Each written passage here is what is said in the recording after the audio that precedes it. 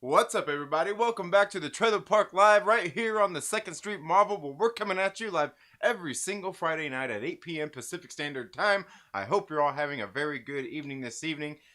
And yeah, guys, if this is your first time here, what I typically do is I talk about some comic books that I pulled for the week, and then I get in and interact with you all as we talk about some of the things that have happened throughout the week. And it seems like there's quite a bit that has happened this week, right? I mean, we got that WandaVision finale. That was really great. Let me know what you thought about that down in the comments below. Oh, here, sorry, getting some, there we go. A little bit of adjusting done there. Yeah, so what we're going to do is going to start off talking about some comic books, and then we'll get into a little bit more here in just a few minutes. Starting off with some comic books, AWA Upshot this week, guys. You guys know they're one of my favorite publishers out there. Casual Fling issue number 2 just came out, and I'm telling you, this book is absolutely great. I love the writing. Jason Starr's writing, he just has a way of the dialogue and the storytelling and how it is. Like, I really feel invested in kind of what's going on in this story. The same thing with his other series that he did for AWA Upshot last year called it was called Red Border, and it was a very interesting take on where there was this Mexican couple from Mexico. They were coming across the border to escape the Mexican mafia. Well, they ended up coming across This one guy, Ernie, I can't remember, Earl something, Ernie Ray Benson. I bet you that's it. And they ended up taking him in and to his family's house, and it ended up they were like cannibals, and they were chopping up like people, Mexicans that came across the border and shit. Like it was like, yeah, it was pretty it was a pretty crazy book. It was a pretty good, but it was like a good book that was like, it showed so many different aspects of stuff. It was just, I don't know, it was really well done. Casual Fling is just like that. You kind of see the characters, and you see just like everything going on. It's like, I don't know, like it's not anything like completely like original, just like Red Border. Not anything completely original, but it's just the way the storytelling is done is really good. And each series is only 4 issues, so he's able to get his storytelling done in just 4 issues. Absolutely great stuff there with Casual Fling.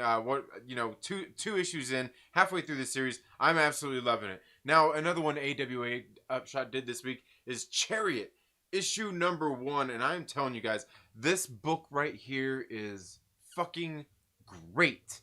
I read this book, like I was like, oh, I'll read. I can't remember. I was doing something. I was like, I'll read a little bit of it, get through it, and then I'll finish the rest here in just a minute. Well, like it was a page turner. I'm sitting there reading. I'm like, dude, like the art in this book was great. The setup story here at the very beginning was like just fucking excellent, man.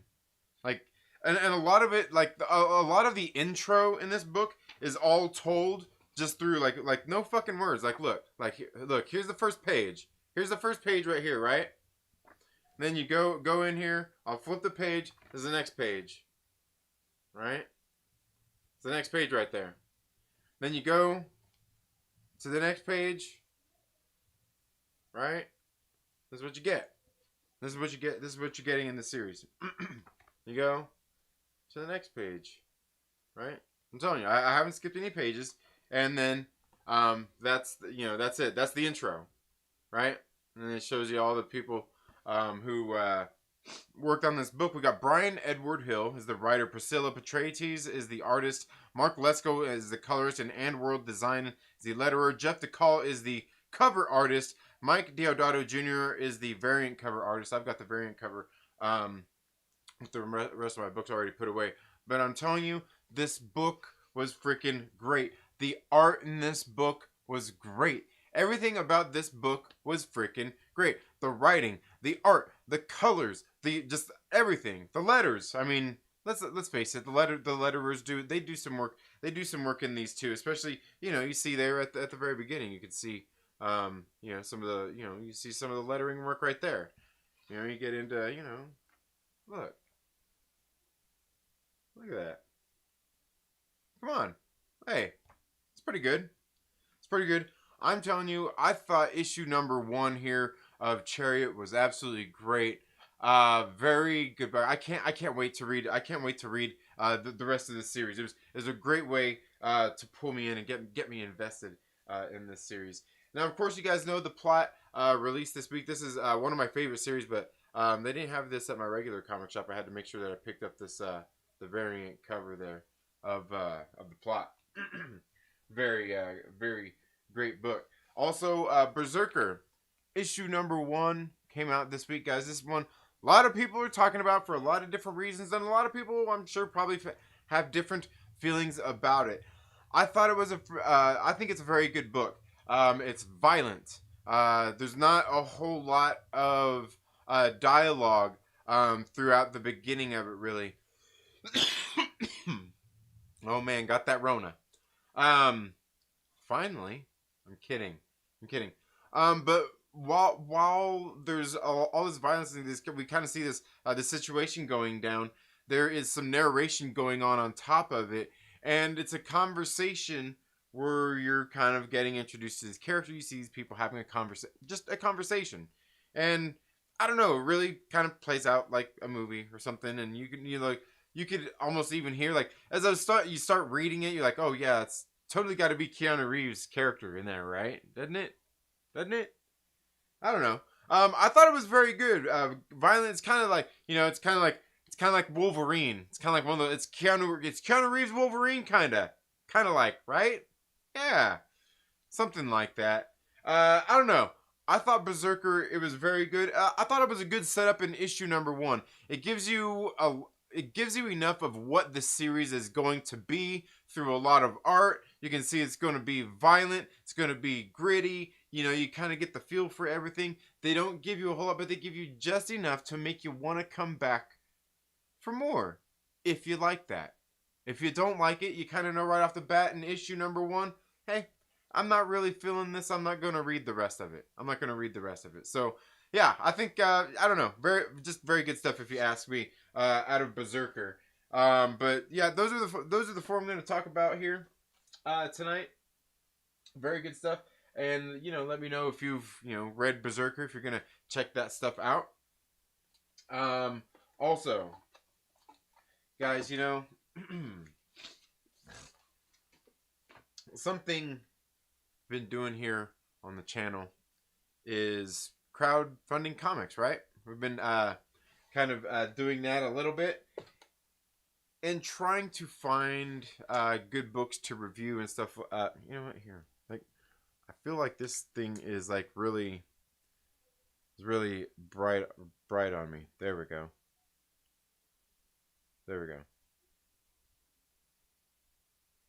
That's probably better right there. Got one less light in my face. But so we've been doing some different projects, finding some different ones, and I think I've found a couple definitely. I've been trying to think of a way to do and what to present a lot of these crowdfunding books as when I do the videos here on the channel. And I think I found it. I'm going with, you know what, since my man Adam over at Fanjecture got me started not too long ago on Jerry Maguire and how big of a fan I am of that movie. And sorry guys, it's not a football movie. It made me think about, like, okay, like how am I gonna do these videos for these crowdfunded books now? Because the ones that the Myrtle Maniacs have backed, I think we've got 3 of them in now. We got 3 of them in, and I was thinking the name of the show is going to be Show Me the Value. Right? You know, like, you know, you get Jerry Maguire, show me the value. So you can see the campaigns and how much they cost to back. You know, depending on what level you get in at, what level that we bought in at, and what all you get with it. And I've got to tell you, this one that we just did, in case you guys didn't check, Male Hydra, just the other day, which you should have. Tell me you watched Myrtle doing on Male Hydra. Let me know down in the comments. We unboxed one there, and I got to tell you, we ended up doing this Brian Pulido one because, you know, kind of heard rumors out there like Brian Pulido is the gold standard of crowdfunding comic books, right? He's where you go to, you know, like, because he's been doing it for a while. And when it comes to the perks and everything that come with just like all the shit you get, I gotta say, man, I'm impressed. I really am. Now, one thing I will say is, if you watch the unboxing, there was 2 issues in there that I added on as add-ons. They weren't in the normal campaign that I paid for, right? So I got extra, and believe me, I think those books themselves, I don't know. Let me think. They were, yeah. I mean, they were probably more expensive than backing the campaign originally.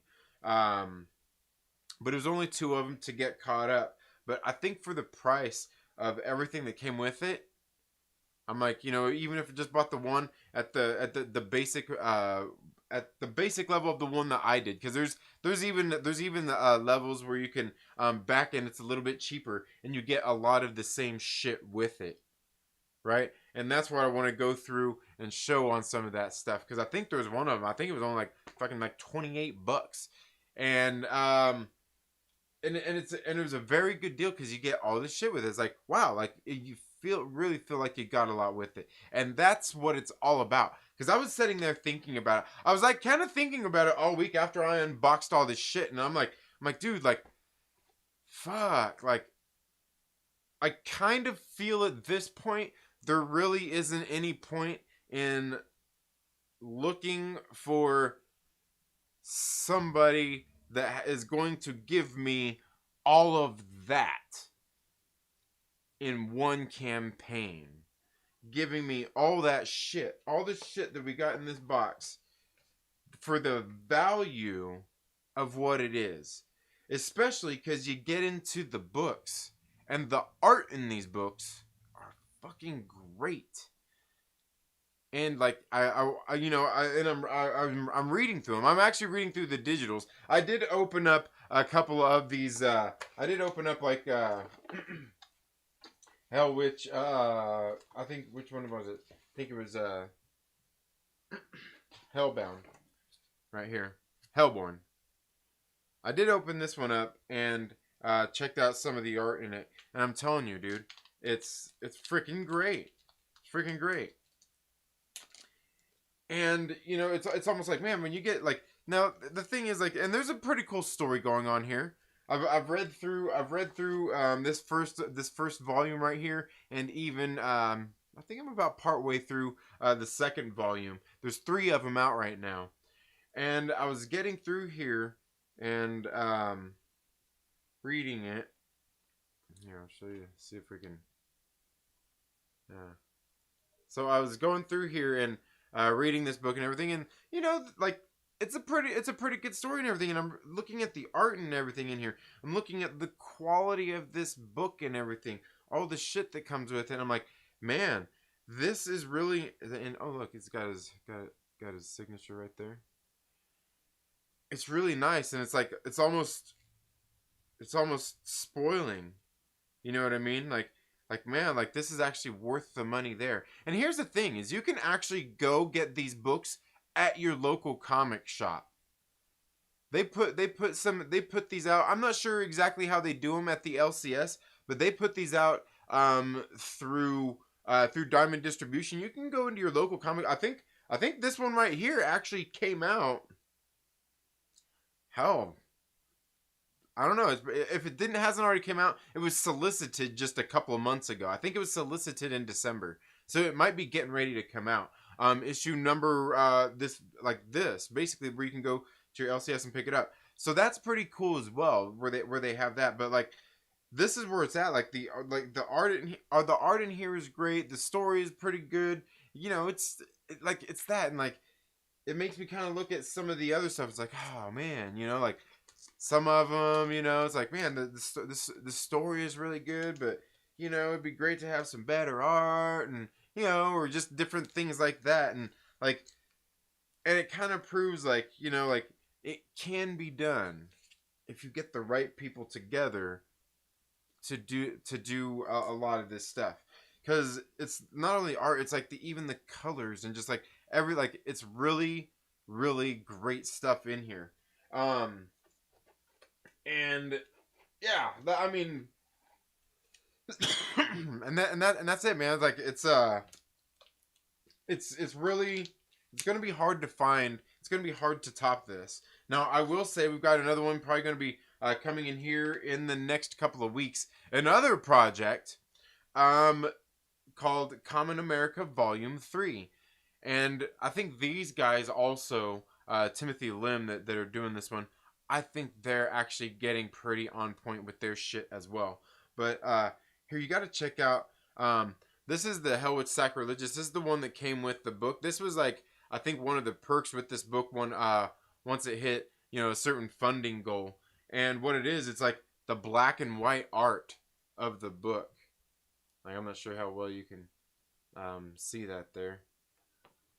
It's the black and white art of the book in here.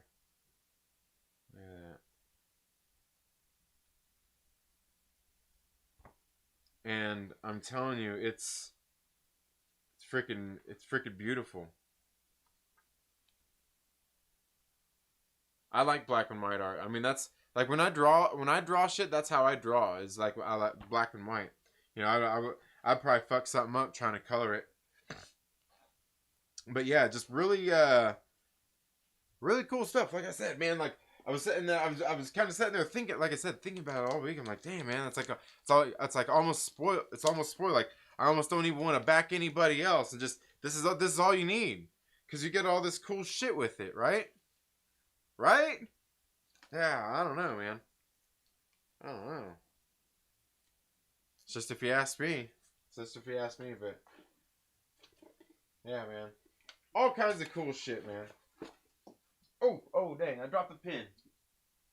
Yeah, did you see that pin there? Yeah. Anyway, man. Yeah, man. Fucking shout out to the Myrtle Maniacs, man. Woo! Alright. So let's get all this put away here. See what y'all are saying in the chats. See what y'all are saying here. We got my man Adam in here. We got Rogue Soul. Landon TLB, what is up, my brother? Or should I say son? What's up, son? We got my man Mike Porter in here, bruh. Dolphin, what is up? XR Coon in the building. Dog School is in the house. LMI Music. Let's see. Who else we got in here with us? Who else we got in here? Alright. Looks like that's it so far. We got Jonathan Velasquez in here. Jonathan's probably, at this point, he probably took off, probably watching WandaVision with his wife, I'm guessing, right about now. Probably watching it, thinking like, hey, let's see, I always get alert for the stream at the same time I'm about to watch the episode. Catch you on the flip side, Myrtle Maniacs. Alright, man, see? I knew it, too. Before even reading it, I knew he was probably already out of here. Because I know, like, you know, he's just settling down with the wifey. Getting ready to sit down and watch some WandaVision, and man, I'm telling you, well, you're not even listening, Jonathan. I was gonna say, make sure you stay till the very end of the end. They did the end thing here, right? The end, except for like you know the German and the you know all the different languages titles. They did it the very they did a they did a post. They did a complete yeah. Anyway.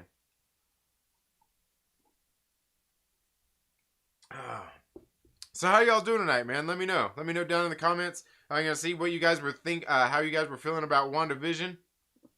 How's this guy taking up the whole lane of traffic? Stay safe on the streets. Yeah, that's how you gotta do it, man. That's how you gotta do it. Like when I'm riding through the city, that's how I do it. Like take the whole lane. Just take the whole lane so people gotta go around. Cause you know what? If you try to get like somewhere where like people can get around, if there's other cars around and shit, people don't give a fuck. They will try to squeeze through and they'll hit your ass. So yeah, I take the middle of the lane. But it's also a 3-lane road right there. It's also a 3-lane road. Through like probably the part of you seen there at the very beginning. It's a 3-lane road, and it wasn't a super busy time of day either. You know, but even if it is, I would just check behind me and shit. Just keep an eye on people, make sure people go around. People are usually pretty cool, man. You'd be surprised. Like no matter how annoyed some of the people might be, they still don't, like most people don't just want to hit somebody on a bike, riding down the street, man. They just don't.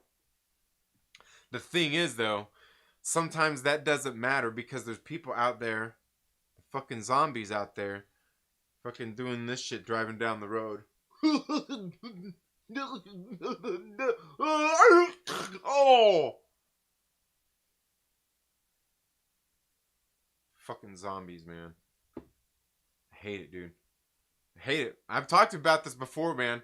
I remember that one night when I was getting ready to end the goddamn stream and Kendall Davis came in here and I can't remember. He said something and I don't even know how it led to me going off on a tangent about the fucking zombies on the roads with their fucking faces buried in the phones instead of paying attention to the fucking road, man. This morning started off that way for me too. I'm leaving from work. I'm leaving for work, the house this morning. I'm driving down the road and I'm telling you, not fucking 3 miles. Okay, it might have been about 4 miles down the fucking road. I get down the road I'm sitting there.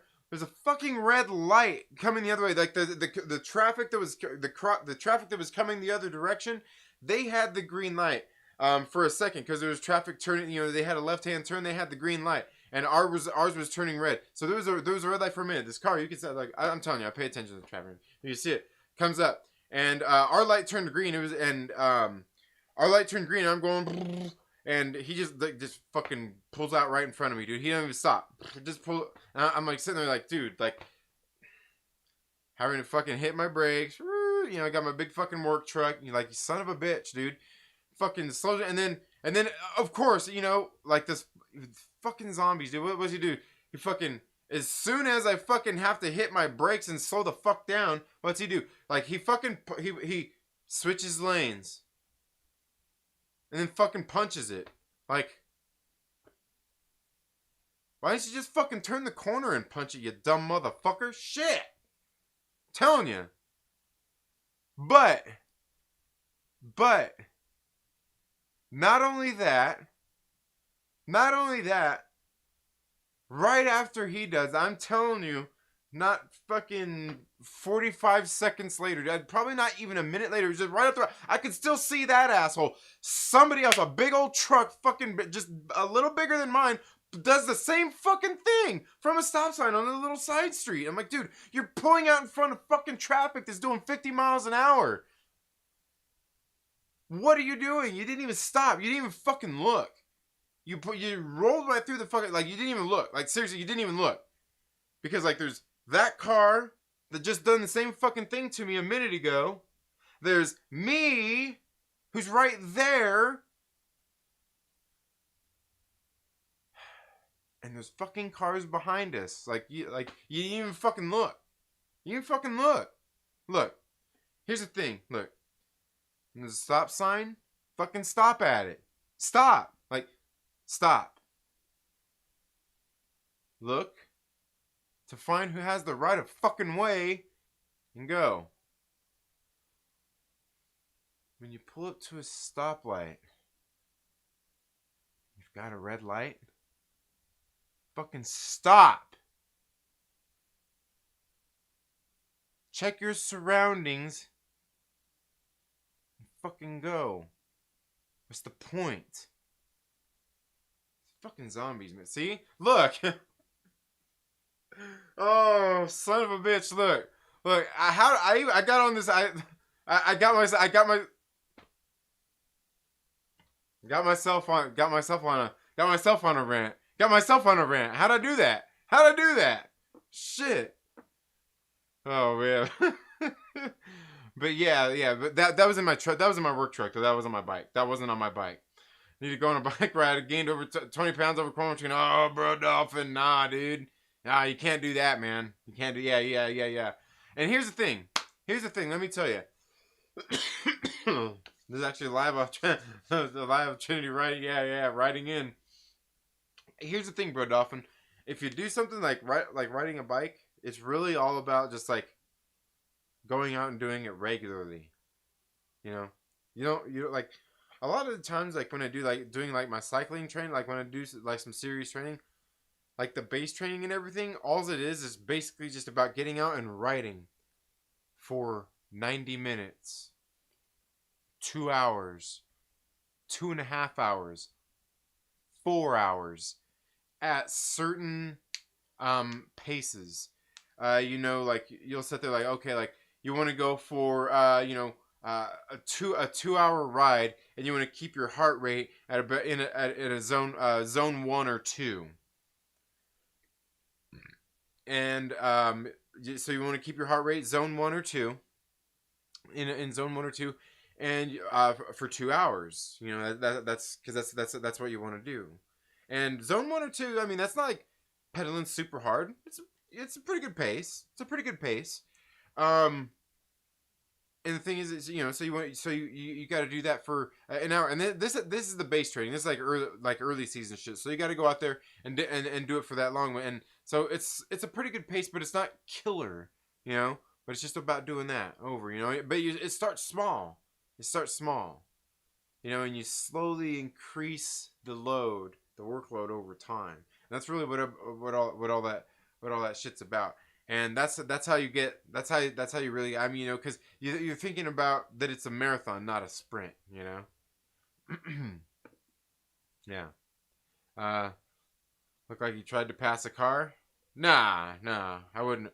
I've done that. I've done that. I've done it. Yeah, right, fast as hell. Yeah. One was cool.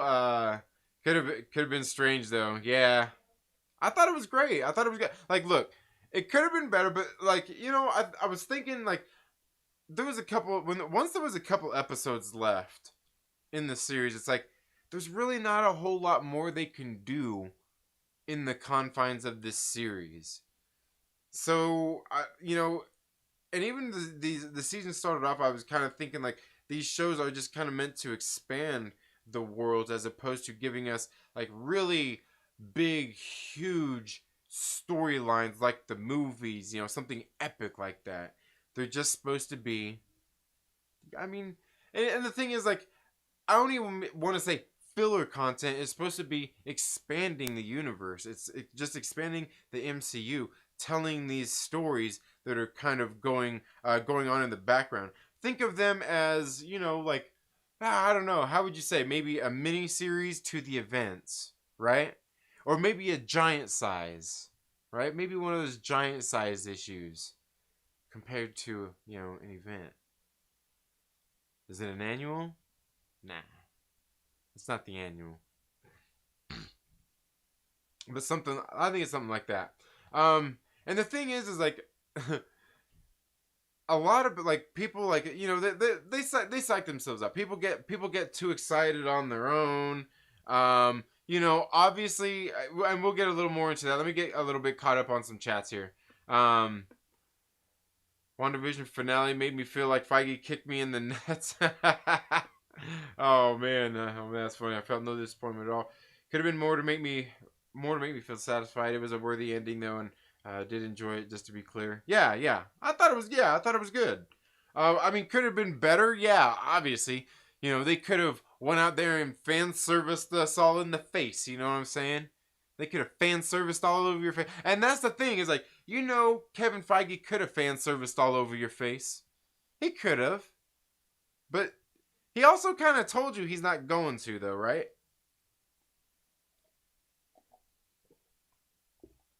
Adam, my man, says male Hydra is dope. Yeah, man. Yeah, I hate when there is no food. Oh, are you talking? Oh, wait, you weren't here for that, were you, XR?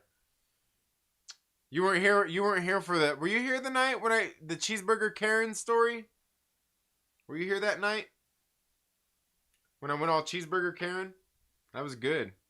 And that cheeseburger was good too. Yeah, man. 3 out of 5 Mark Ruffalo's for me. That's funny. Mike Porter says Jerry Maguire was Jay Moore can play a jerk movie. Yeah, but you know what? Jay Moore plays a lot of those roles. He plays that a lot in movies. He play and I think around that time he played that role a lot. Yeah, where like he's kind of kind of a dick. I like Jay Moore. He's pretty good. And yeah, I'm telling you, I like Jeremy Maguire, but still not a football movie.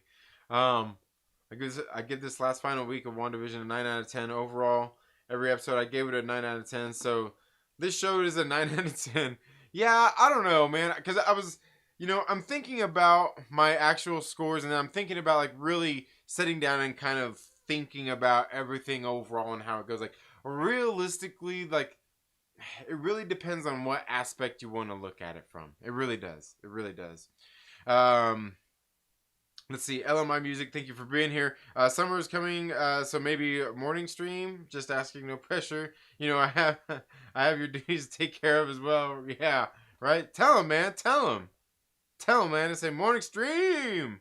I want to really bad. No, you need to, Adam. You need to. Yeah. Yeah. You need to do it, Adam. Is anyone saying Boner is a name from X-Men is a name Fox X-Men would pick? Like, no, you don't get to choose your name in Witness protection. Yeah.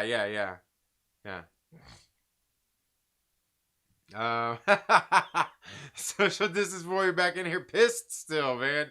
Pissed. You love it. You gotta love it. You gotta love it, man.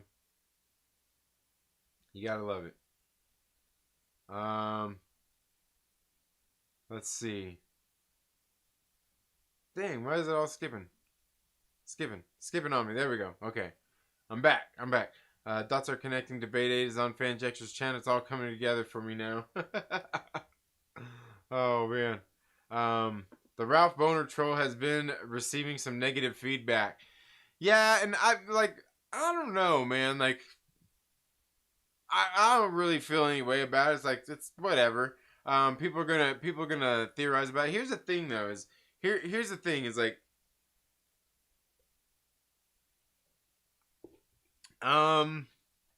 look, you know, Kevin Feige is into all this like kind of pop culture bullshit, and however, like, look, he's a fucking nerd. He's a nerd just like the rest of us. And the thing is like, he's a nerd who gets to make all these movies, and he's a nerd who's also out there fucking scouring the, you know, like, they probably don't spend all their time doing it, but you know, he's probably got people out there that are watching videos and shit out there, watching WandaVision theory videos and shit, figuring all this stuff, seeing what people are saying out there, probably telling him like, hey, like, look what these people like, and he's probably saying, ha ha ha ha ha, man, this is so great, you know, like, he knows how to play that game. You know what I mean? He knows all about that. So don't think for a second that a lot of this stuff,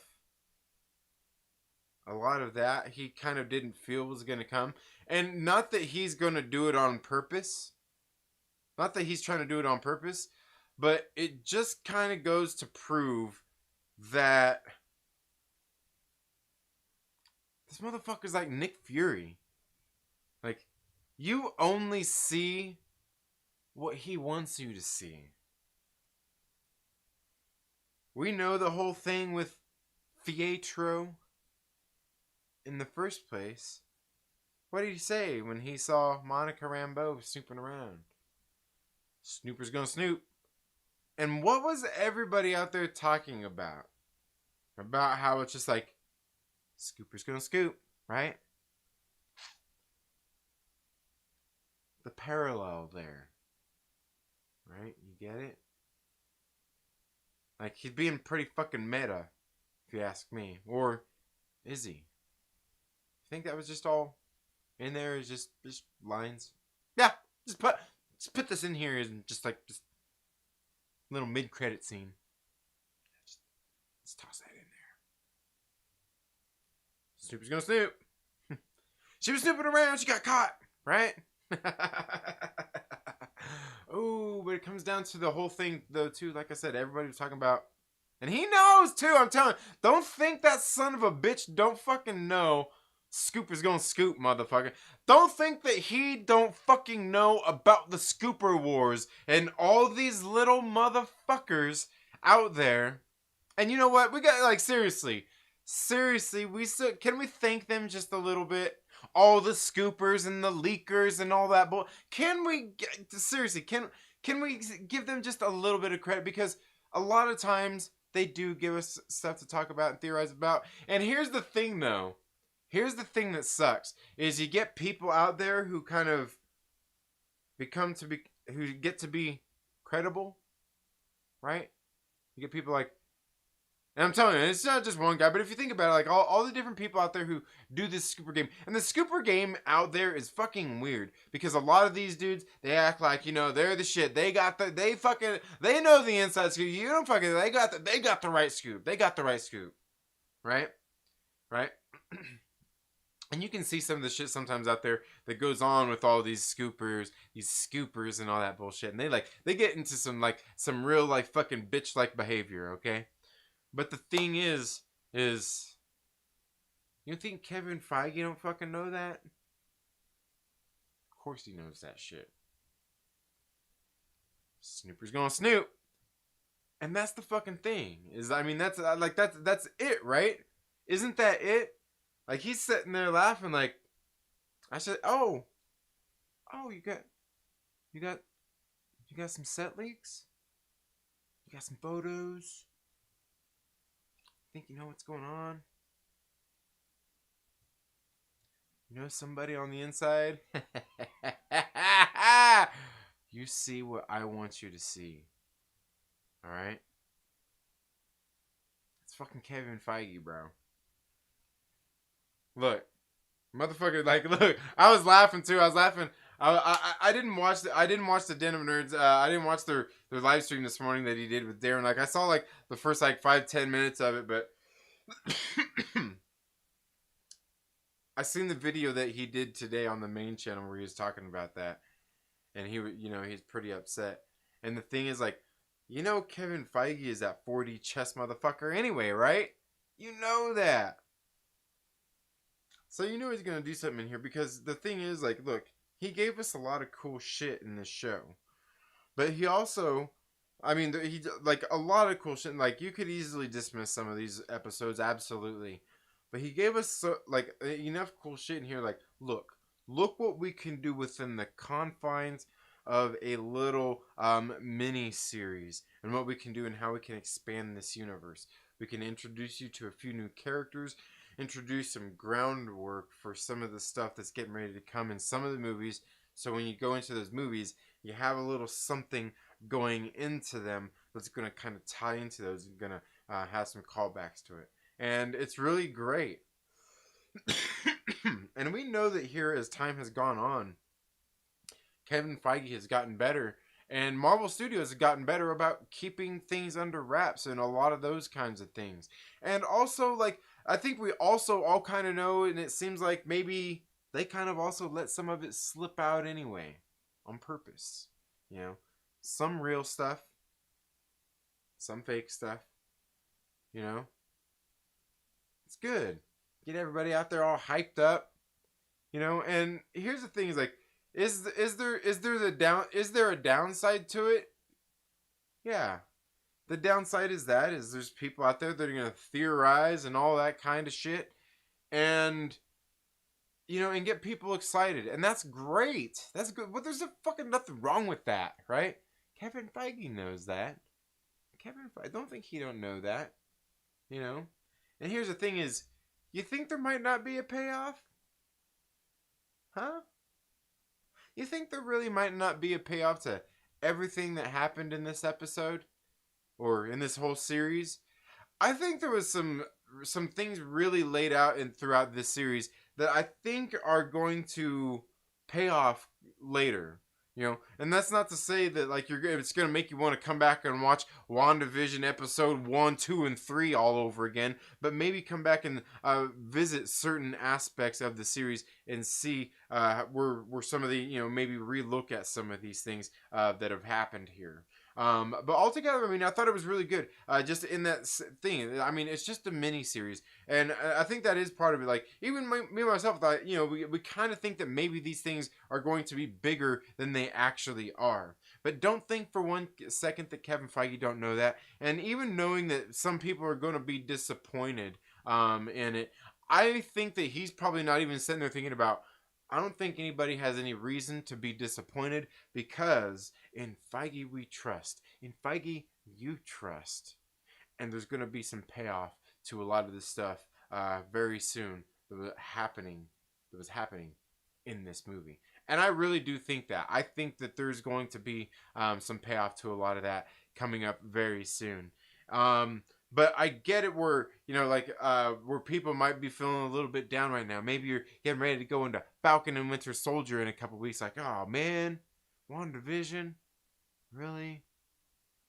But really, if you think about it, it kind of really did all it needed to do, right? It needed to show you that Wanda was hurting and she was in grief after losing Vision and him dying, and how she kind of manifested him, and how she was going to have to kind of deal with his death and the kids and having to deal with all of that stuff. Does wrapping all of that up, I think the pacing felt a little maybe sloppy, where it could have been maybe better taken care of within the confines of maybe a couple of episodes, maybe getting all that stuff out there to kind of do all that, because it seemed like it all happened really quick at the culmination of this episode. But I thought it was done really well, and man, I'm telling you, it definitely laid some groundwork for some more exciting shit to come. Yeah, I didn't mind the boner. Yeah, yeah, man. Let's see. I guess me either. I guess I'm juvenile because I laughed. Yeah, me too. Yeah, I mean it was funny. So anyone saying boner? Oh, okay. Yeah, I think I already read that. Okay, what happened here? In real life, no, but in comic book world, annoying is possible. What? As in? Oh, what? Oh. Also to be clear, I laughed because boner. But my inner comic book sweaty raged like the Hulk. Yeah, I get you. Trinity is a tracer. Your mother's a tracer. Someone in a comment I saw brought up historical people with that last name. Oh, really? Boner? Were they sitting there like, it's it's not Boner? Look like the Fox X-Men, but maybe somehow Agatha took Quicksilver and replaced him with Ralph, which is why he's identified as Mr. Boner. Yeah, I don't know. I mean, I think that's reaching. Never fact check. Son, who you call me a viewer? No, just call me a viewer. Oh man, Trinity mad at me right now, but I'm still here for the fun. What do you mean I'm mad at you? Why am I mad at you? Why am I mad at you? Why am I mad at you, Adam? What am I mad at you about? Think it was gonna be Ralph all along? Yeah, I know. The Mephisto. You know, and I was for a while I was thinking like I'm not really on the Mephisto thing, man. I don't know. The Widow, how are you doing? Ashley, what is up? Hope all's going well with you. Hope all's going well. Makes you wonder if she claimed him as her husband and they have consensual relations, or was he under her spell? Yeah, I don't know. I think, yeah, I don't know. Like I said, I've watched it like twice. I've got to go through and I got to watch it again. Yeah. Sketched out to Bike on the Road. Yeah, it's not too bad. It's not that bad. Yeah. When I was driving to school, I saw one of my friends looking at their phone and drinking Starbucks. Yeah, you son of a bitch. Like I'm telling you, I've yelled at people in the middle of the road before. What's wrong with being a zombie? Oh man, seeing drive is the worst. Yeah, you know what's funny is like I was up in Seattle, like well, a little north of Seattle where my sister lives at. She's moved since then, but I was out riding around one day and I was in the lane, you know, there was like a red light and I was sitting there like, well, there was no other cars around. So I was there in the middle of the lane, you know, waiting for the light to turn. And then a car came up and he was, you know, in the left-hand turn lane and I was going straight. And then another car came up behind me. It was a fucking pizza delivery guy. I was like, oh, here we go. And he's turning right. So I was like, oh, I scooted over, you know, to the left, you know, just waved them by so, you know, they could get by me on the right. You know, he could make his little right-hand turn. It's funny. He rolled down his window. I was like, oh, here we fucking go, man. Here we go. He rolled down his window. I was like, hey, thanks a lot. He waved and everything. I was like, I almost wanted to flip him off and say, fuck you. Like, isn't that like, you know, like, hey, it's my turn, right? I'm kidding. Yeah, no. Yeah, no, you know, like, they're not that bad. I mean, like I said, I mean, it's not that bad. Most people are pretty good. Has Cali in the Northeast have the worst drivers? Yeah, no. I don't know, man. I don't know. Highway 5 are the worst. Yeah.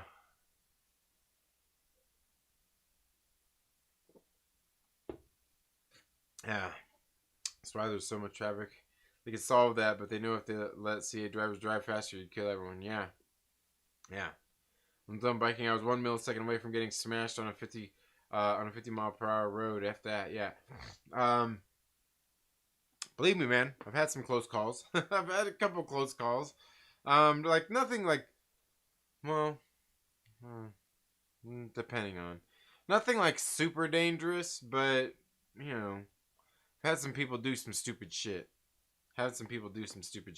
Like like there was this one time, this one of these mountains right here outside of town. Like when we get going down on our road bikes, we get going down this road, you get up to about 50 miles an hour, right? You'll get up to doing about 50 miles an hour. Well, at the top of this mountain, you know, like the climb up there, you know, you get up there and you get to the top and you start going down. Well, we're sitting there going down, flying down, you know, you're all in the tuck position. I'm seriously sitting there doing like 50 miles an hour, flying down this mountain, and there's traffic ahead of me. There's cars in front of me, and like they're, you know, moving away a little bit. I think the speed limit's like 55, and then it turns into a 40. It turns into a 35 actually. It turns into a 35, but flying down this mountain. And we always try, like, don't try to get there when, like, you know, there's like commuter traffic, but sometimes it just happens, and we're literally out there descending down this little like mile. I think it's like a mile and a half. I don't even think it's 2 miles. I think it's just a little over a mile. So for just a few minutes flying down it, like I said, 50 miles an hour, so it's not very long anyway. We're sitting there going down, and this fucking car just flies, like there's oncoming traffic, fucking flies and brushes right by us all. Going down the mountain. It's like, dude, like what the fuck, like seriously, like I seen, like I know he was like that fucking close to me, and even the guy in front of me too. I'm like, dude, what the fuck are you doing? You know, he's sitting there honking at us, and it's like, dude, like literally, like we caught up to him. Like once you get into the town there, like where the mountain kind of evens out, like the stop sign there, like there was cars ahead. Like we caught up to the cars and everything there, like at the stop signs. Like you're not really you're saving yourself like one spot. You say, like, that's all you did, and you're just being a dick. That's all you did. It's really great is when that happens. Seen it happen one time, and there was a cop there, because sometimes they have the cops out there in the mountains. Seen that happen one time where they pulled somebody over doing some shit like that. I was like, damn. Yeah, I don't know. Feel differently about that too. But you know, could you just pull him over and let us beat his ass? You know, maybe punch him. That's all you got to do. You don't have to give him a ticket. Just let us beat his ass. Yeah. Oh man, that's funny. Looking now before crossing the road. Yeah. Recap: comic books viewing habits of WandaVision Trinity Road Rage. Yeah. Yep. It's the one intersection that needs a stoplight, but it's a 4-way stop. And people who live here are insane. I do need the exercise though. So yeah. Just get out. Just like I said, just go on some casual rides, man. Finally got a real bike. I want to get one of those back wheel indoor Johns so I can attach it for the winter months. Yeah, absolutely. A trainer. Yeah, and you can get a basic one for pretty cheap. You can get a basic one really cheap, but get at least a good one. I mean, and you can get a good decent one for, I don't know, $100, $150. Yeah. Social disappointment. WandaVision sucked. Dude, that's funny, man. Jersey are bad. South Jersey is good. What about? Oh, that's where you live at, in Jersey? Jersey! Fan service all over yeah, fan service all over your face, man. He could fan service all over, yeah. Oh, man. Episode 1 to 7 was masterful television. They face planted the ending. Now, I don't know. I liked it. I thought it was good. You know, did I want more? Yeah, I think so. I did. I love driving in NYC, any of the 5 boroughs, because there were no rules, right? Yeah. There you go. I want to ride. I wanted to ride my fixie through New York. You know, because it seems like it might be a fucking faster way to travel if you don't fucking die. Oh man. Oh, that's funny. Yeah, hate Masson. I miss the hugs, hence the name. Yeah, I know. Yeah, it does. I mean, it sucks. Yeah, it sucks. Yeah, I know that my kids are getting ready to go back to school, and I'm like, are they making them wear the masks when they go to school? I'm like, yeah. I'm like, oh man. I asked my kids, I'm like, How do you feel about that? How do you feel? How like? Do you get like? How do you feel about wearing the mask to school? Like, do you want to wear the mask? Like, no. But I'm like, but you want to go back to school, right? They're like, yeah. I'm like, you're willing to wear the mask to go to school? Like, yeah, because like they just want to get back to school, right? They want to get back to school just to fucking regular. Like, can we just go back to school? Fuck, I'll wear like they're because like I said, they don't want to wear the mask either. Like, I'll wear the mask just so I can go back to fucking school, just so I can get to school. Like, I want to go to school. Like, they want to get the fuck out of here while the time they're supposed to be learning, they can go to school and see their fucking friends and all of that bullshit. And, you know, right? They get to do all of that. They're looking like they want to do that. And they're like, oh, why the fuck? Because, like I said, like, I'm like, do you want to wear the mask? Like, no. But, you know, like I said, I asked them, like, yeah. They're like, yeah, yeah, definitely. So I'm like, there you go. Yeah. I got my first shot tomorrow. Suck it, old people. For what? What happened?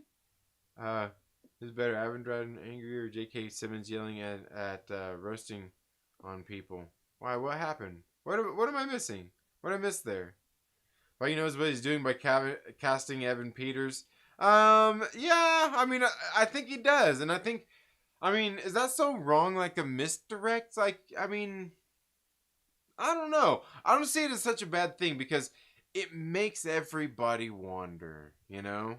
And they never said who it was going to be. They never said it was going to be anybody major. They never came out and made some announcement about it. And that's really about it. I mean, I don't know.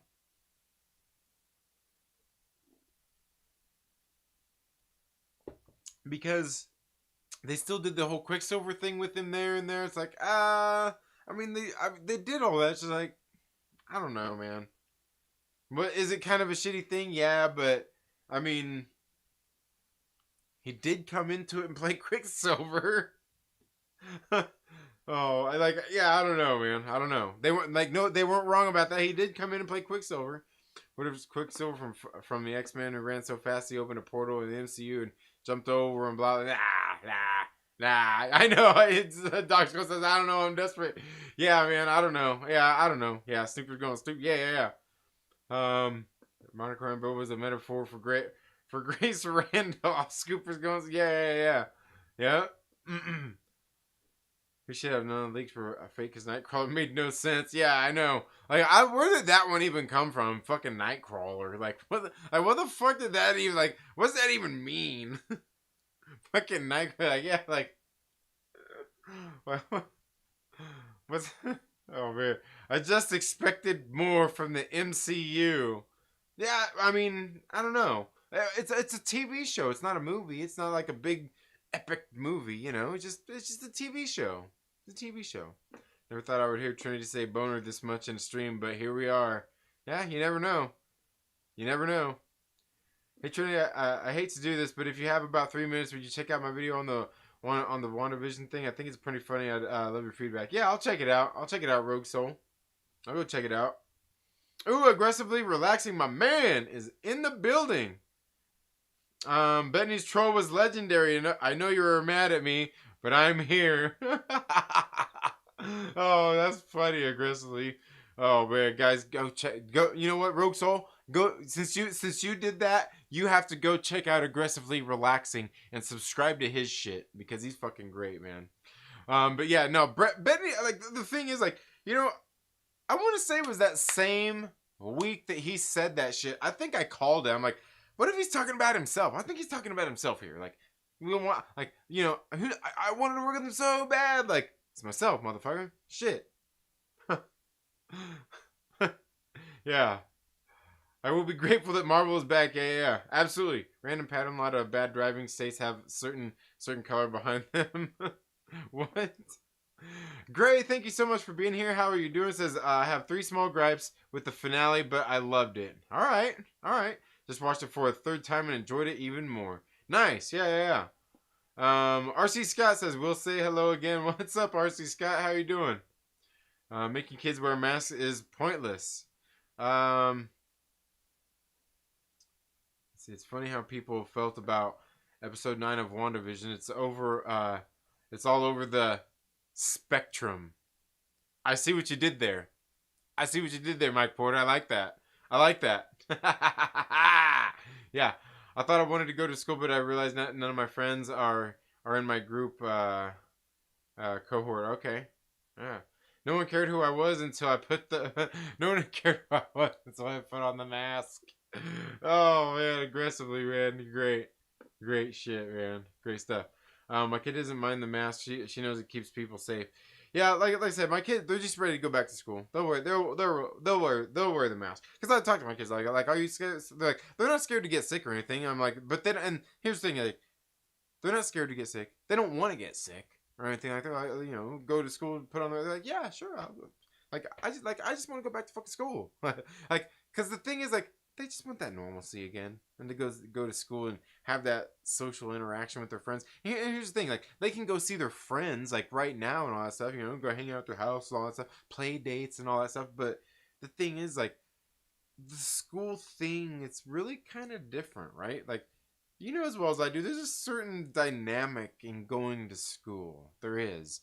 You get your little cliques and all that stuff, and it kind of, like, I don't know, for me, like, growing up, and I think anybody who went through public school kind of knows this, the people you grew up with as kids, as you kind of grow up, you grow apart as, you get into different friends and groups and all of that kind of shit as time goes on.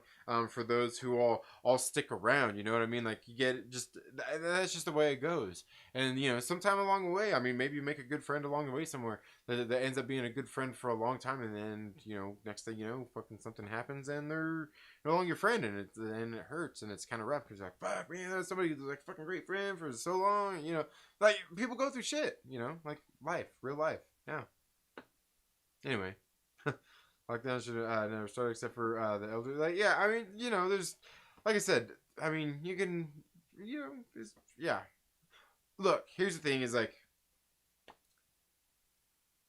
where does it matter?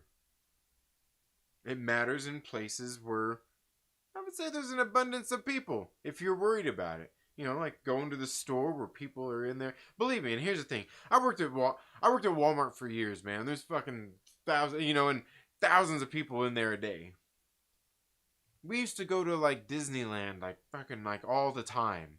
All the time. And you got international travelers there and everything like that. Look, and you know what? You know how often we went through around and did all that stuff and ever got sick? It was very rarely. It was very rarely. Um, and that's the thing is like, sure, there is something that comes along, and I mean, and the thing is like, look, we can all admit one thing: a lot of people died. A lot of people died due to it. A lot of people died due to it, and that's that's not a good thing. But we can see, like, it's not as bad as initially thought, because when it initially came on, it was that bad, right? When everything first started, it was that bad, right? Because it kind of first it was kind of like, it's not even really, not even really a thing. But in the end, I mean, like, look, here's the one thing overall is the human body is an amazing thing. It really is and does adapt to its environment and nearly everything around it. As long as you take care of your body, you take care of your health, your body is meant to fight off a lot of these things naturally. It heals naturally. I mean, you break bones and it heals naturally. Sometimes, if you break one, you fracture. You have to, have a, maybe get it splinted up. Maybe get a plate put in there with some screws and all that stuff. But the thing is, like, it's still the body healing itself. You're just aiding it along to get, better results and all that kinds of stuff. But the body heals itself. Now, I mean, there was that initial scare, and hey, there's, like I said, everybody's going to have their opinions on it. The thing is, like, it's really, all this stuff ultimately comes down to you, the individual, and what, you think is safe for you, and, and if there's places out there that, to come here, if you're going to send your kids to school, they better have a mask, and you want your kids to go to school, well, like, you better have a mask. If you don't want them doing that, Homeschool. Simple. That's a simple solution. You know, like that's the great thing about America, because it's not like that everywhere. Is you have the choice of where you get to send your kid to school at. You can homeschool. You can do all kinds of stuff. So yeah, I mean, like I said, you know, it's not that bad.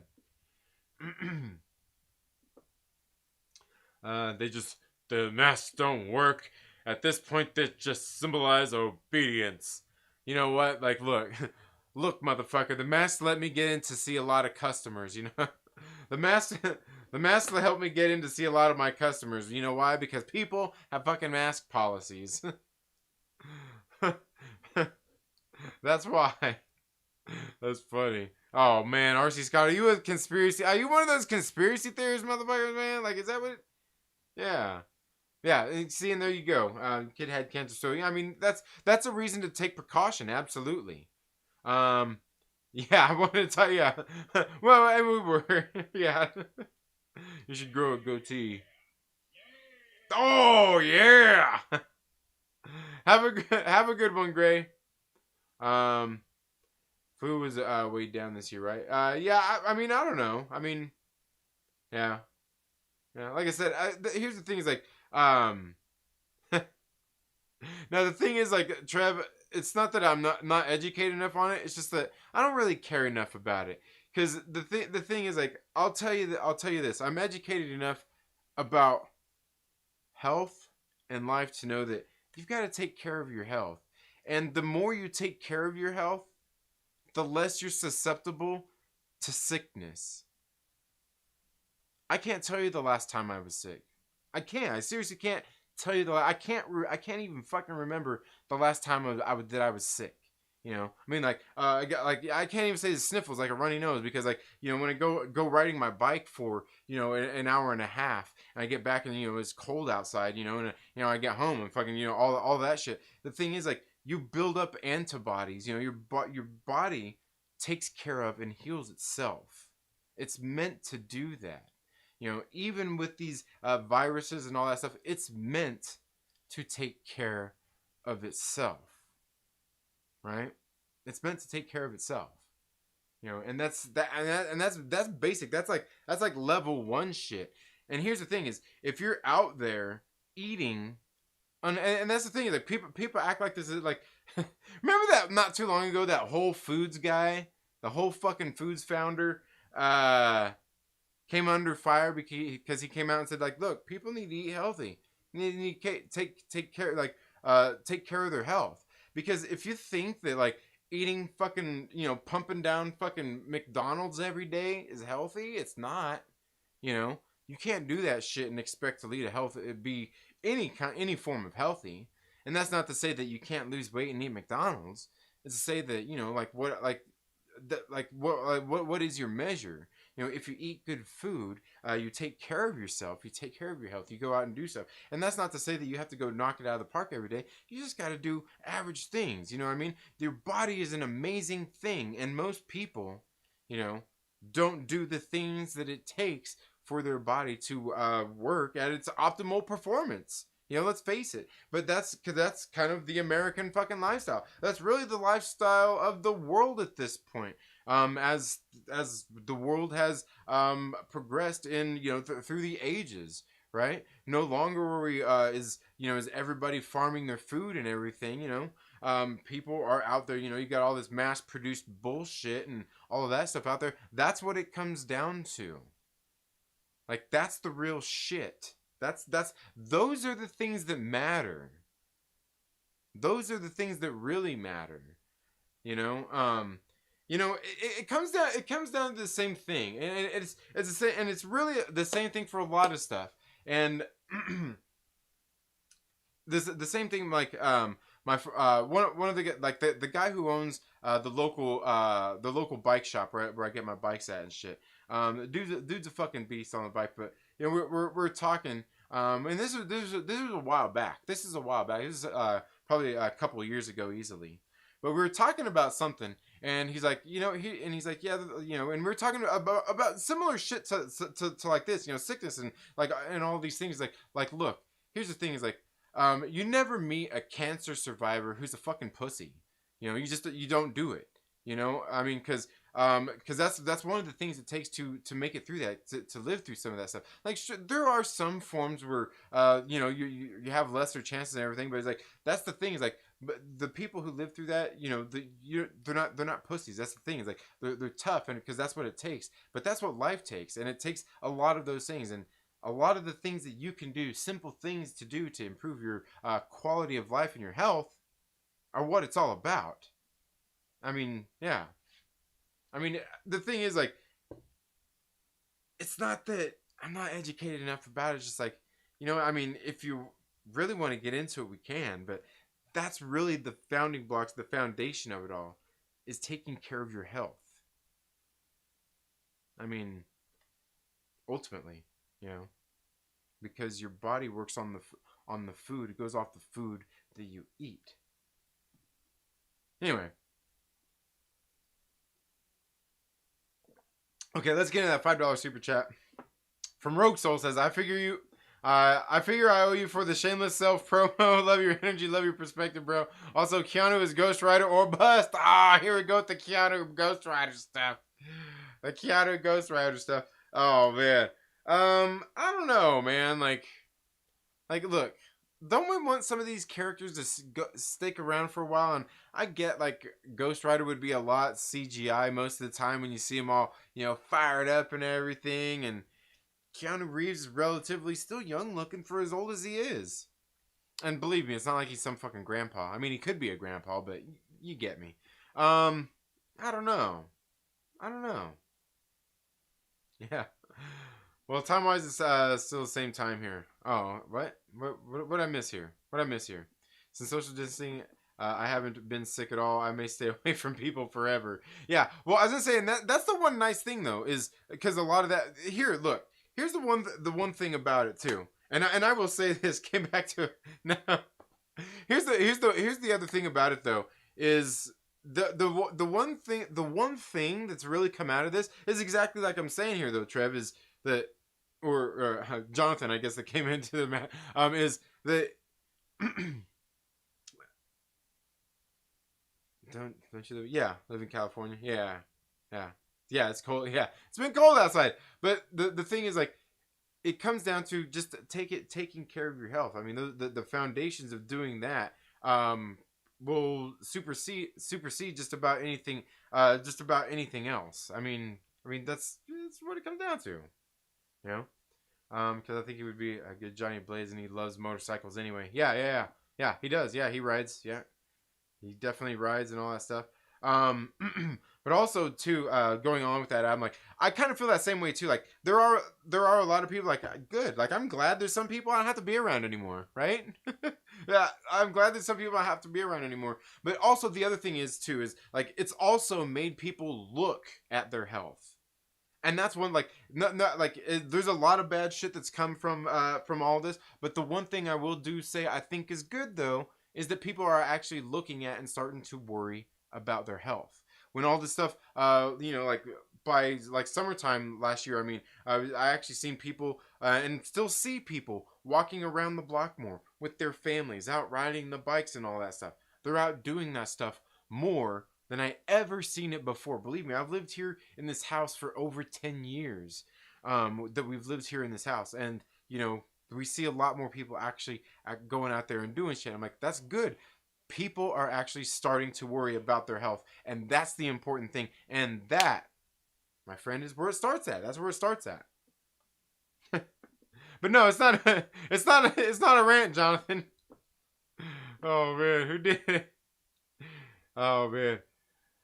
When do you hear them talk about taking care of yourself? It's wear a mask, practice social distance, and be happy about being fat. No, here's the thing. Is like, you know, like, look. Can we? Okay. Let me ask you this.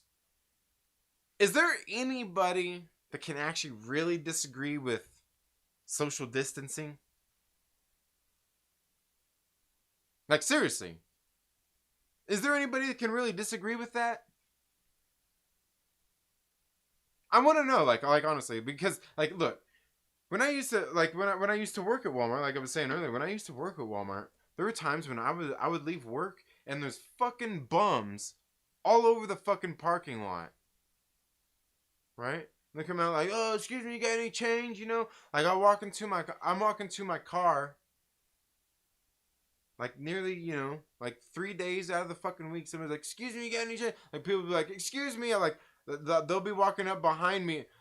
They'll be walking up behind me. I'll turn around like, because a lot of times I have my box cutter. A lot of times I didn't have anything, but I just like reach behind me, you know, like I was grabbing some shit, and I'd be like, don't come any closer. What do you want? I don't want any. I don't have any fucking money, you know. So like, look, so it's just like, can we agree that that's not such a bad thing? That's not such a bad thing. Maybe when I get to go to the movie theater next time, I don't have to worry about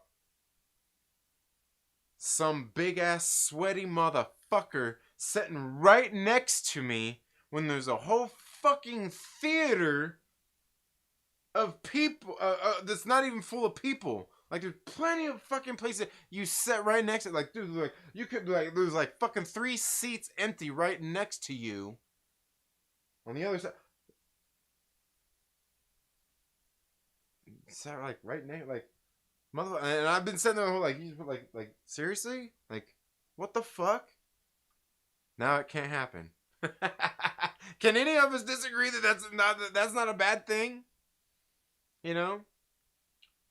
Next time I go to Disneyland, I don't have to put up with that motherfucker while I'm standing in line that comes up, you know, and they're all up on your shit, you know? You can smell that motherfucker. Like, dude, like, I'm serious. Like, one time I was sitting there in line at Disneyland, and I was kind of up on, you know, I was kind of up on my toes a little bit. I was kind of leaning forward, and then I just went back on my heels and barely, like, I just went back on my heels. I didn't even fucking lean back a little bit, and I was bumping into this motherfucker. Like, boom! I hit him. I'm like, dude, what the fuck? Like, how are you up on somebody's shit like that, dude? Like, can anybody disagree? Is there anybody that can really disagree with social distancing? It's a good thing. It's a good thing. Like. Except for like when you see your friends and shit, like you see your friends and your family, like most of the time, like I see someone like, dude, just no. Just, I walk into Walmart when I used to work up in that here. I see motherfuckers in there. I'm like, yeah, I'll be like, yeah, stay the fuck away, social distancing, motherfucker, get away from me. I want to fucking talk to you. What's wrong with that, right? It's a good thing. It's a good thing. I have a reason to tell people to fuck off now. I have a reason to tell people to fuck off now. Oh, man. Yes, healthy people will fight disease better than their immune system will be stronger. Yeah. Well, and the thing is, some people can actually, you know, have weak immune systems. Some people have weak immune systems no matter what. I mean, take a look. I mean, take a look like hemophiliacs. You know, like it can't, the blood can't clot and shit like that. You know, it's just shit like similar kind of thing. People have like there are conditions out there. So yeah. For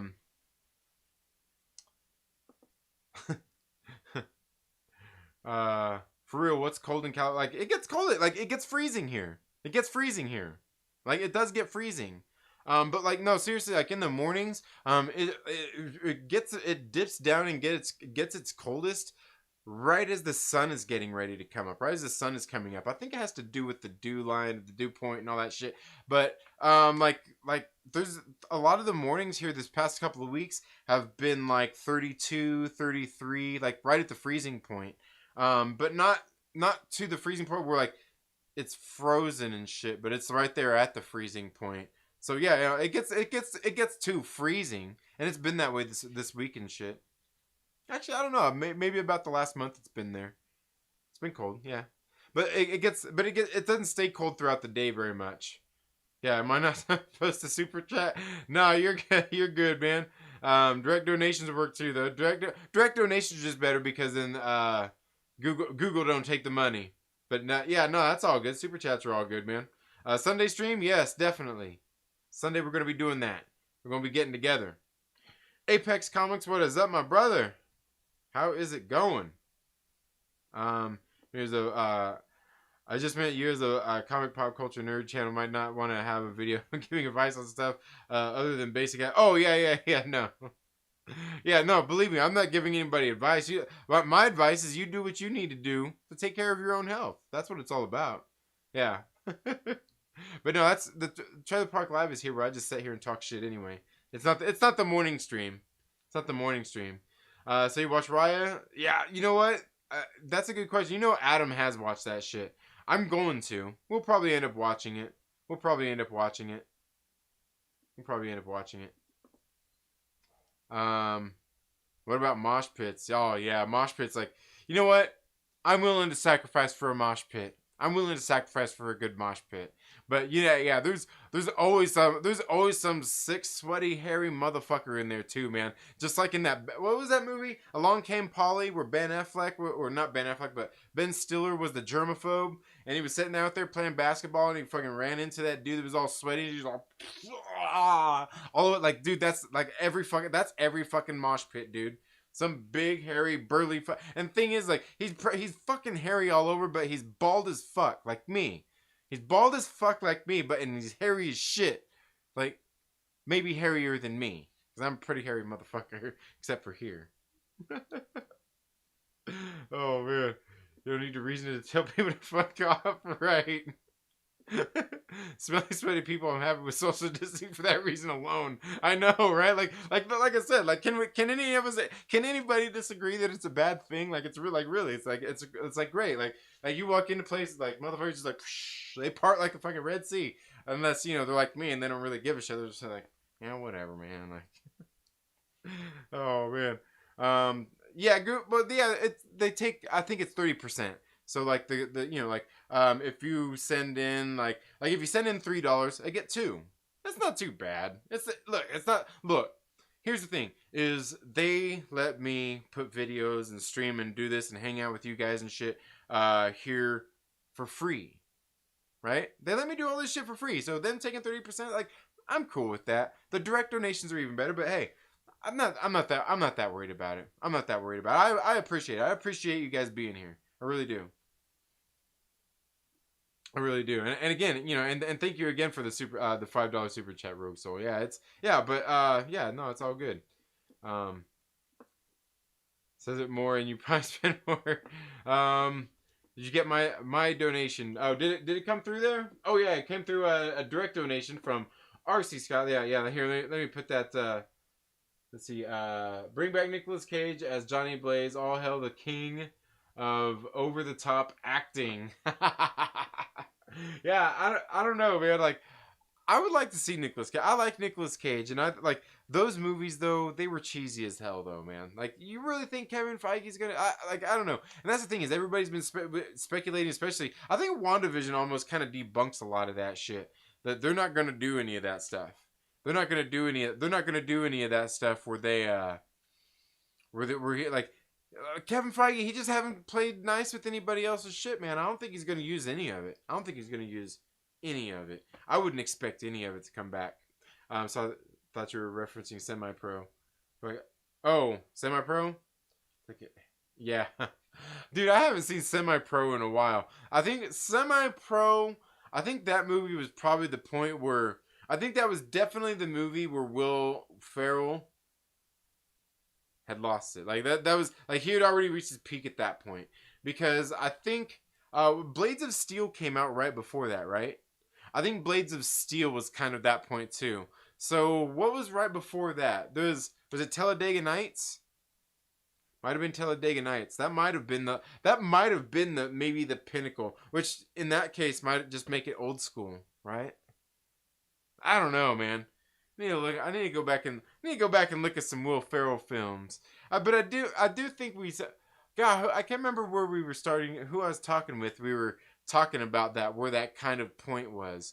That point in his career where it really went over there. I'll take a hairy sweat and a pit all over, over an elbow to the face. Yeah, definitely.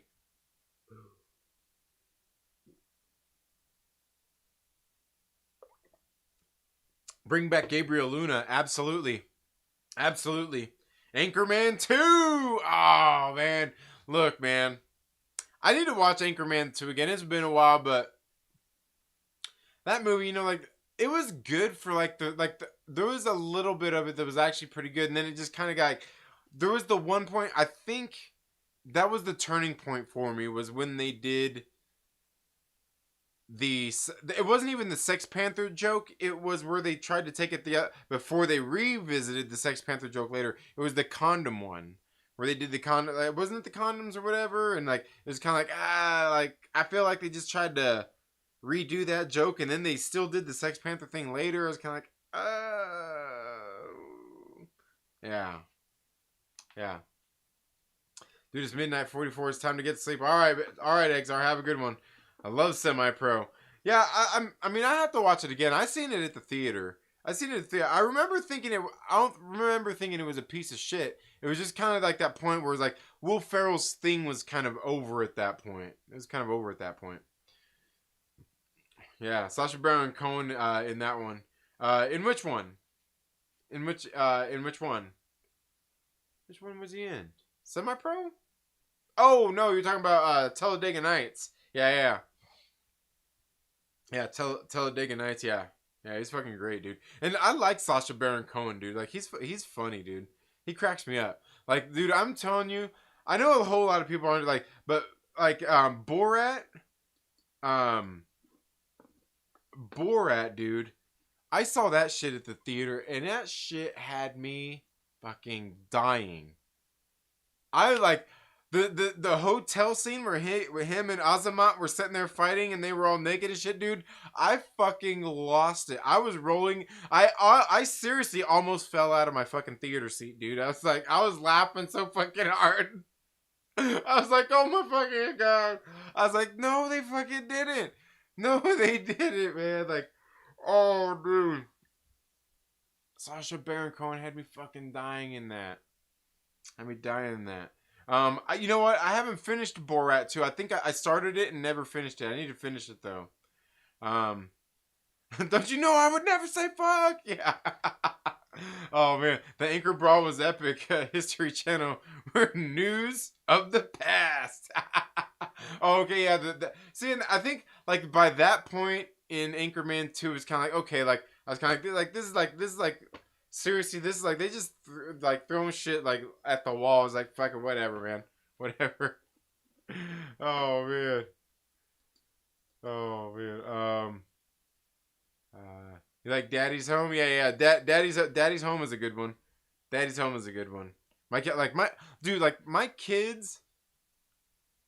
I think we bought Daddy's Home on DVD. I bought it on Vudu, and they used to send out the Blu-ray and all that bullshit. It was a combo thing, you know. They sent it out when it came out, but you buy the digital early, and they'd send out the Blu-ray later. Well, I bought that, you know, from like I can't remember if the kids were curious about it or something, or maybe we rented it on Redbox and it was funny and they liked it. And Daddy's Home 2 came out at the movie theater. I'm like, I don't want to go watch that bullshit. Like my kids wanted to go see it, like, oh hey, take us to go see Daddy's Home 2. And this is a handful, a few years ago, and I'm like, my oldest one is 11 right now, so she was like 8, 9 at the time, and I was like, you guys really want to go? They're like, yeah, let's take us to the theater to see it. Like even my son, they're like, yeah, we want to go see it. I'm like, and I took my kids to see it, and like I was telling everybody, like even my wife, like. I took the kids to see Daddy's Home.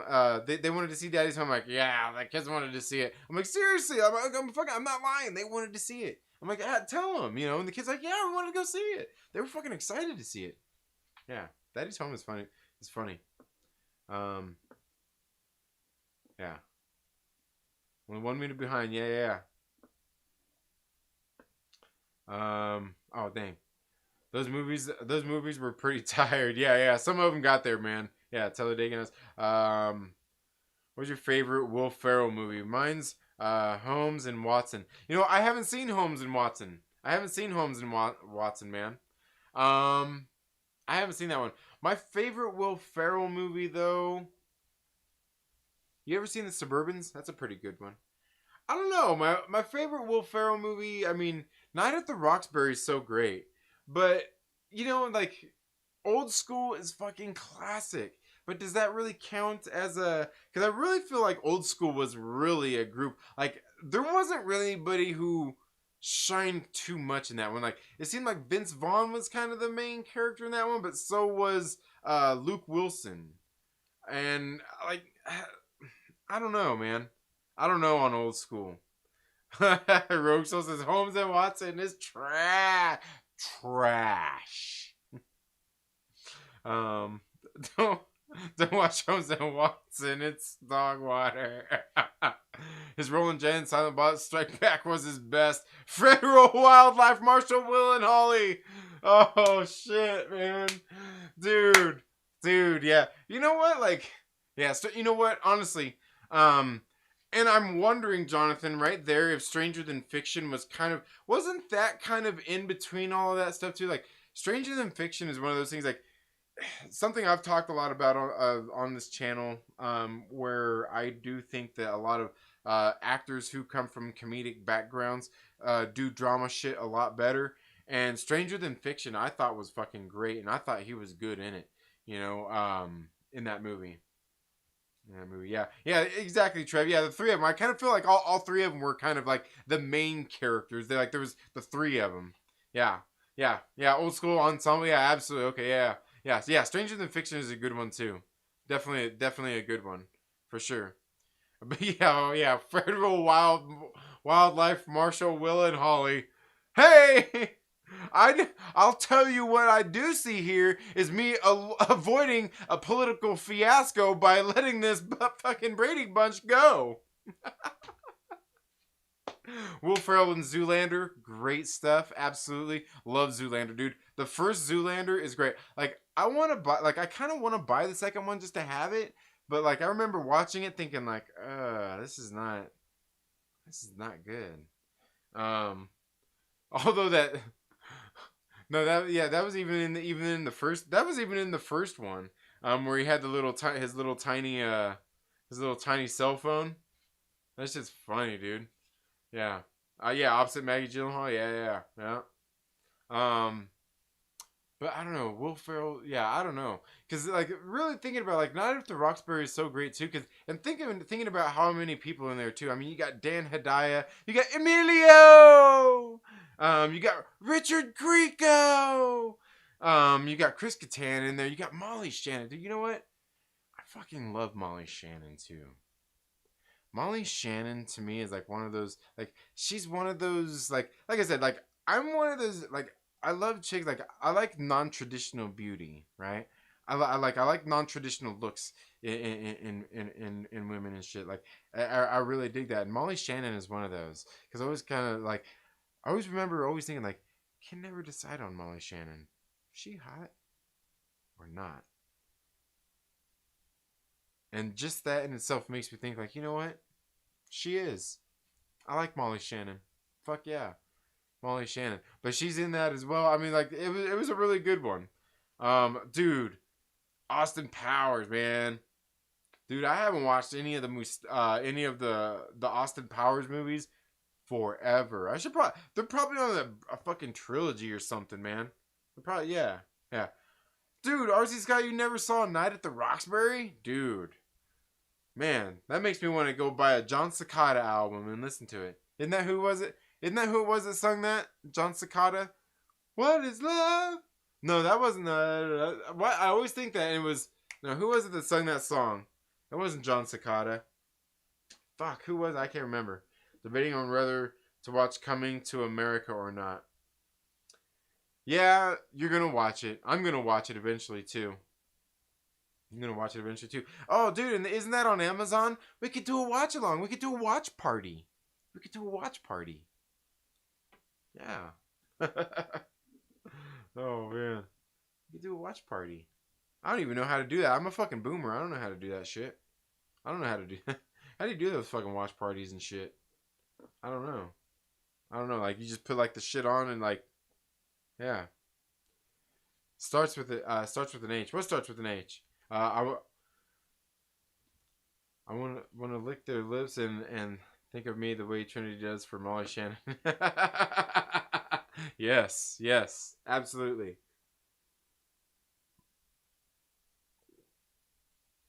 Oh, which one starts with an H? But I was raised in a house where early Simpsons was forbidden. So yeah, a lot of F doors were closed to me. Yeah, all right, I hear you. Hadaway, there you go. Hadaway, that's who did that song. All right, Hadaway did that song. Why am I thinking John Cicada? What the fuck did John Cicada sing? Night of the Roxbury is a classic. It is. Yeah. Watch Coming to America this morning. How was it? How was it? look, Random Bread Creator. Look, okay, look. Start talking about music. This motherfucker all of a sudden shows up and has something to say, Random Brad, huh? Don't you? Don't you? Yeah. Fucking Random Brad, dude. Where you been, Random Brad, man? I hope all's well, man. So Coming to America, it was silly. It had its moments. All right. Yeah, look, everyone's coming with Hadaway now. Everybody knows Hadaway all of a sudden. Oh, man. We can do watch parties easy as fuck on Discord. I'm actually watching anime with some other people on my second screen. Nice. Nice. Right on. Right on. But yeah. Oh, Random Brad. I'm not sure if you've been here over the past couple weeks, but I got Anthrax recently re-released We Come For You All. Right? Here's the thing, like, they recently been listening. Very busy. No, it's all good, man. But Anthrax recently released We Come For You All. They re-released it. And I bought it. And it's supposed to come with a couple extra tracks on it. It's supposed to have Safe Home, an acoustic version, and a bonus track called We're a Happy Family. And so I ordered it on Amazon, and it just came out on Tuesday. Just, you know, like last Tuesday on the 26th or some bullshit like that. I can't remember. And I just got it in the mail, and I got it, and one song's not even on it. The Safe Home acoustic version isn't even on there. It's not even on there. Like, it says it's listed as track 15. It's not on there. Track 15 is the song the other bonus song. Like, and I'm like, dude, like, what the, dude, it sucks. It sucks. It's shitty. It's shitty. Yeah. But the same disc, the same thing was actually released on a double disc not too long ago. It was We Come For You All with those bonus songs, as well as The Greater of Two Evils, the one that actually had where John Bush was singing some of the old songs, and I think I can't remember. Was that where Joey was singing some of the new songs too? Maybe I can't remember. Yeah, man.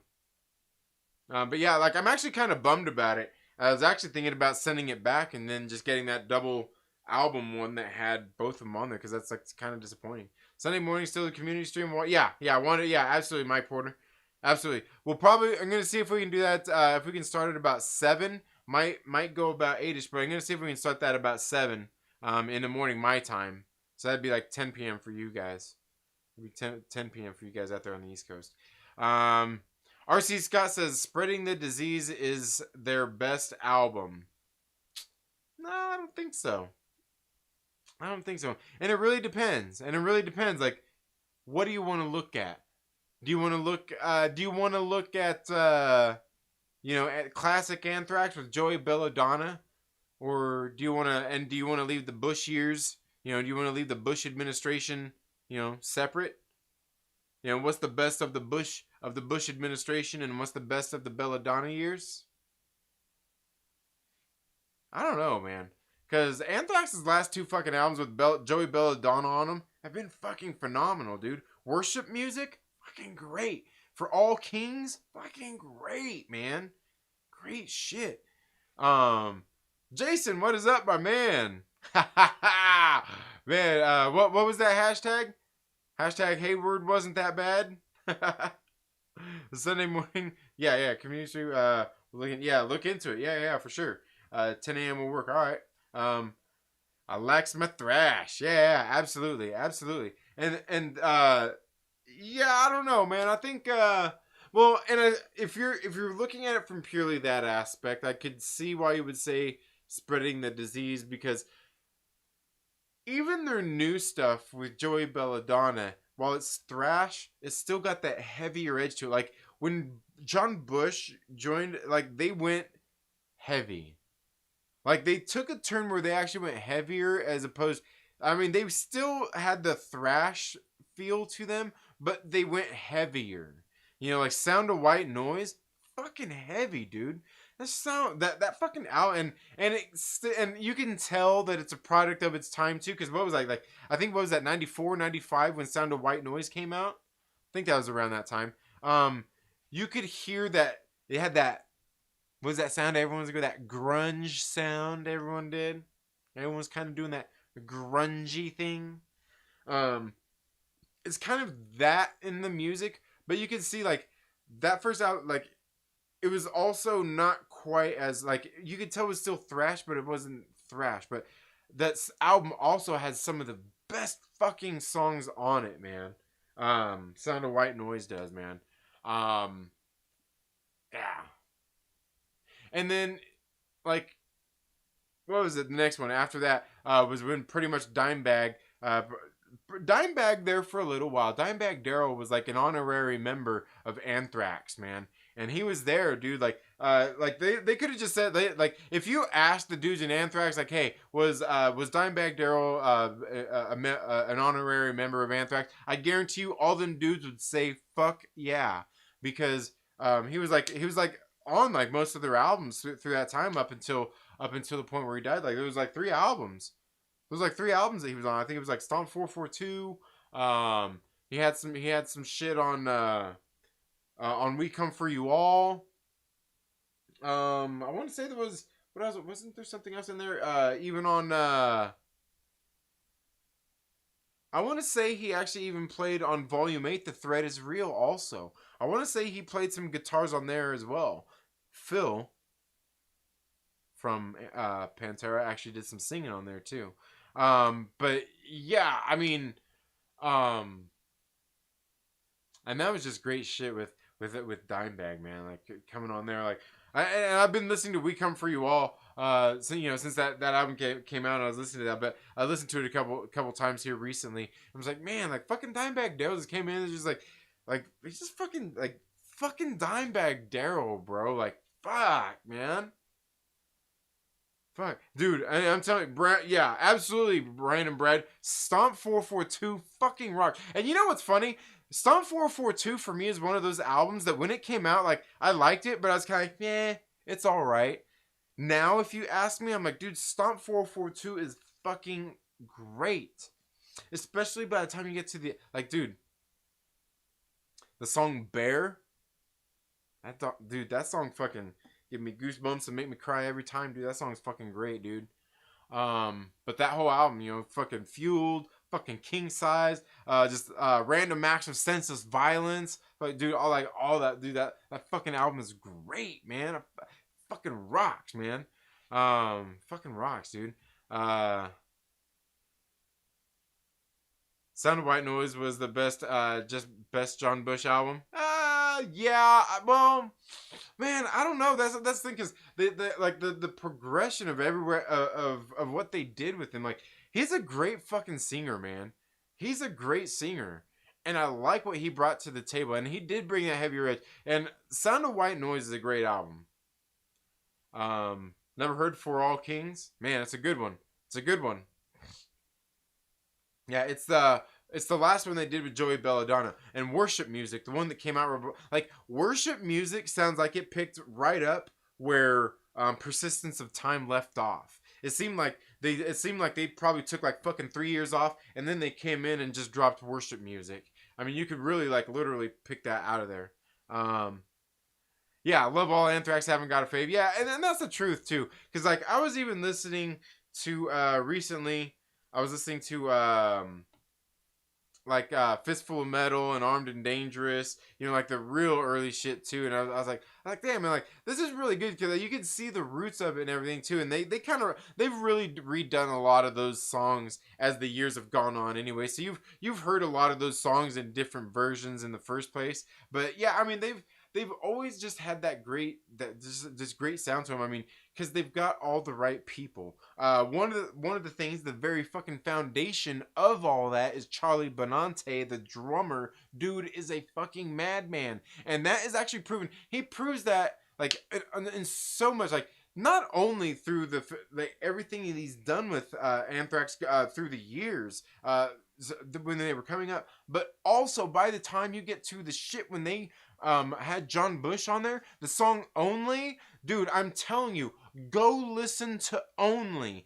You can listen to just the intro on that, just to where he stirs, like John Bush first starts singing. You can just listen and listen, like Charlie Benante comes out and puts on a fucking master class of playing drums on that intro. Like, it's so fucking intricate. Like, he starts off, dude, like, it starts off and he's sitting there playing the street. It's all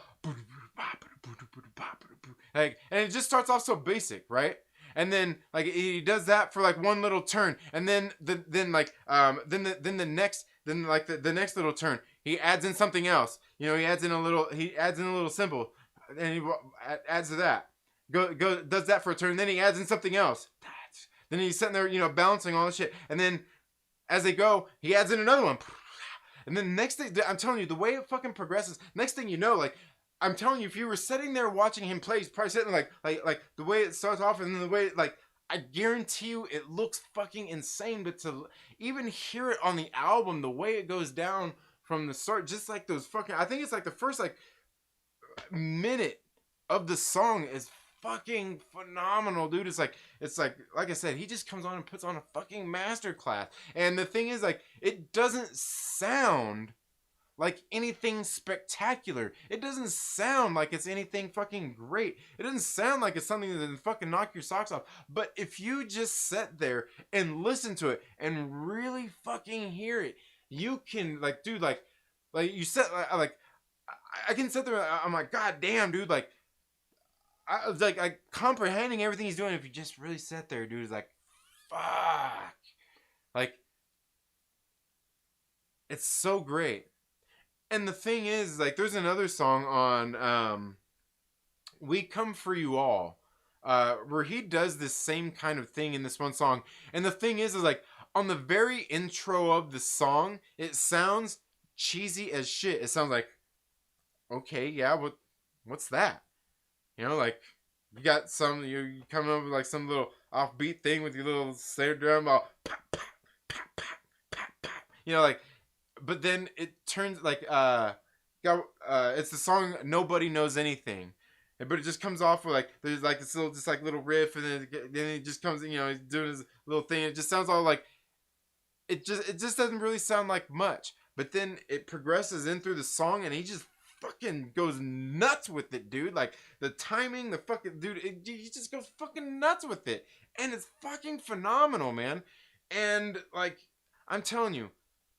And that's where it all starts off with Anthrax. Is fucking Charlie Benante. And not only that, Charlie Benante writes a lot of their shit anyway at this point. Writes a lot, like, guitars and all. Like, he writes a lot of their shit in the first place. And he has for quite a while. He's wrote a lot of their shit like that too.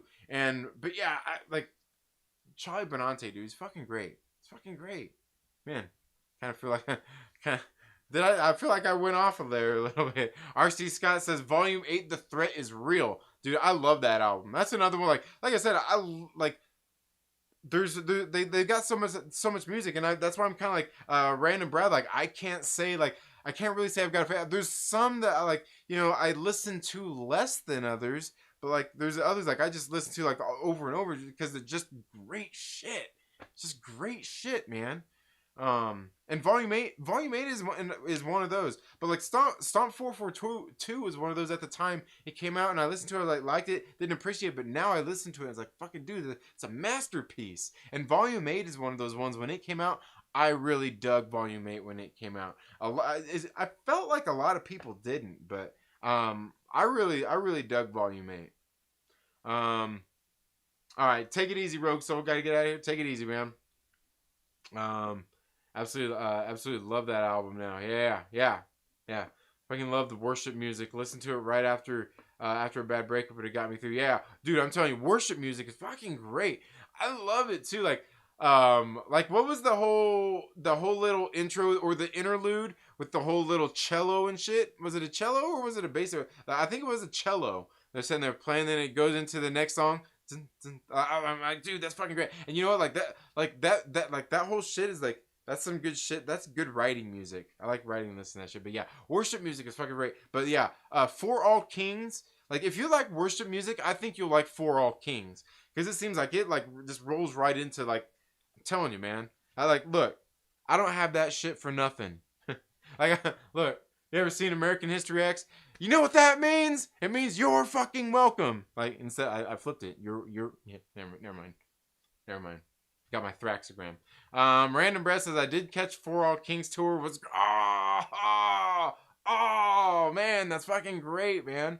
Got to catch it all For All Kings tour. I think the last time I think the only time I've seen Anthrax was on the We've Come For You All tour, and it was great too because I seen them small little venue.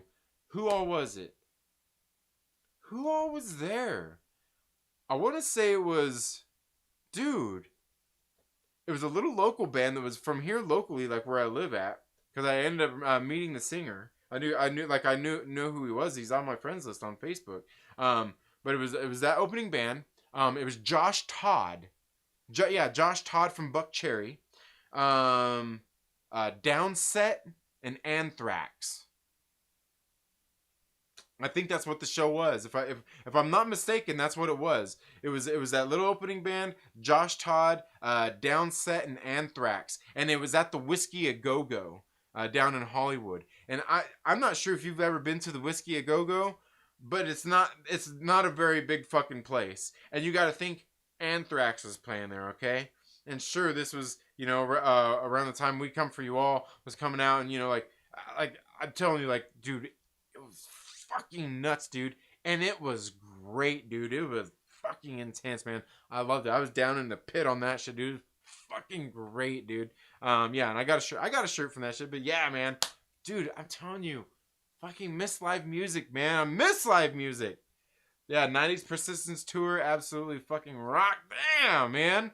Damn, I would have loved that's that's when I was getting into Anthrax and heavy music, like was around that time, because I think I was listening to Anthrax I started listening to them probably around 91, probably somewhere like 91-ish, somewhere right around there, 91, 92-ish, is when I really got into them.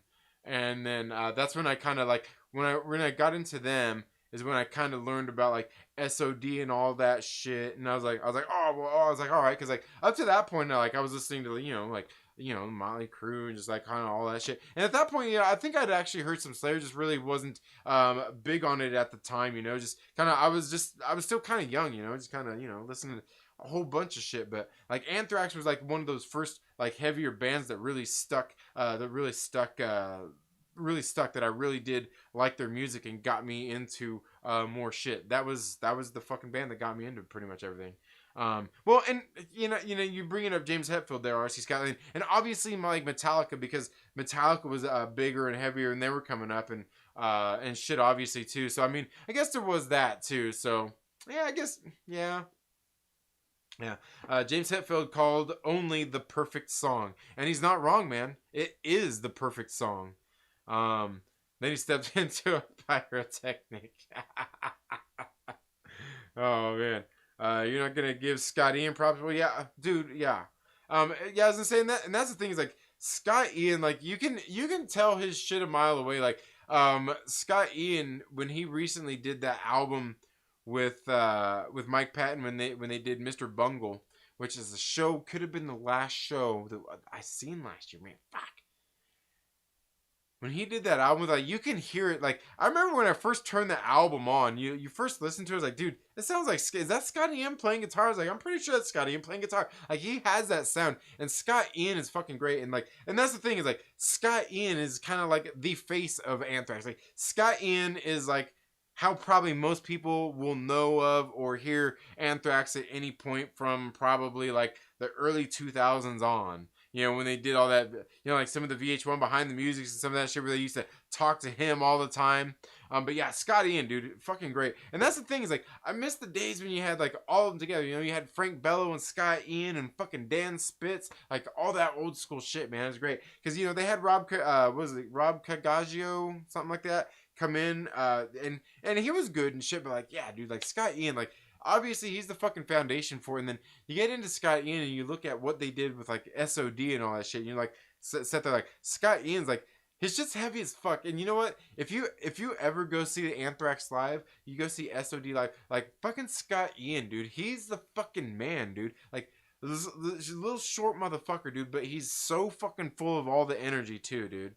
Right? And of course, you know, he's got his goatee that's basically a fucking beard. Like his goatee has a life of its own so much that it's a fucking beard now. A goatee is a beard. Like he like, yeah. But yeah, and dude, like he's the fucking shit, dude. Like when we seen SOD at this little bar, dude, and the bar, like I'm telling you, like the stage was like right below my kneecaps, just below my kneecaps, so it fucking sucked getting pushed and hitting the stage in the mosh pit on that shit. I was at the very fucking front row too during that shit, dude. Fucking small stage, small place. I'm telling you, like the ceiling was probably just barely higher than the ceiling here in my house, dude. Like it wasn't a very big place. Was not a very big fucking place, dude. And dude, like fucking, like I'm telling you, Scott Ian was all over the, dude. He was fucking all over it, dude. Fucking Charlie Benante, dude. Fuck, dude. God damn, those were the days, man. Damn, those were the days. SOD, man. Some great shit. Some great shit. Some great shit.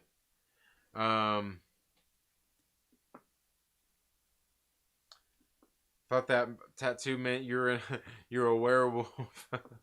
Oh man, nice lineup. Yeah, yeah, yeah. It was too. It was great, man. I'm telling you, like, and the cool thing about that show was because like Josh Todd from Buck Cherry, like we were going into the show. And we're sitting there like Josh Todd, like somebody was talking about it. It was on the tickets, and I think somebody had a shirt, and like Josh Todd. Why does that name sound so fucking familiar? And this was back in like like fucking early. Well, it would have been like 2003 when the album came out. Obviously, like 2003. This wasn't the year where you're pulling out your fucking cell phone and looking that shit up on on your fucking phone that fast. You weren't doing that back in 2003. You weren't doing that shit back in, like you had to fucking know your shit. And like we're sitting like Josh Todd, why the fuck does that sound so fucking familiar? Like why is that? It just sounds so familiar. And it was Josh Todd when he did this solo band. With this like it was this thing they called it Josh Todd, but the band was actually from I want to say from like the Seattle area, but they just got to get together, did this solo album called Josh Todd, and it was fucking great. But that was the first we heard of it was there at that show. We got in after that first opening band came up and Josh Todd came out like. They all started playing, and then Josh Todd walked out on stage. And as soon as he walked on stage, we're like, oh fuck, like dude, that's fucking dude from Buck Cherry, dude. They came out and fucking tore the shit up, bro. And like he came out there, like dude, like Josh Todd is probably like the last one of these, like really like.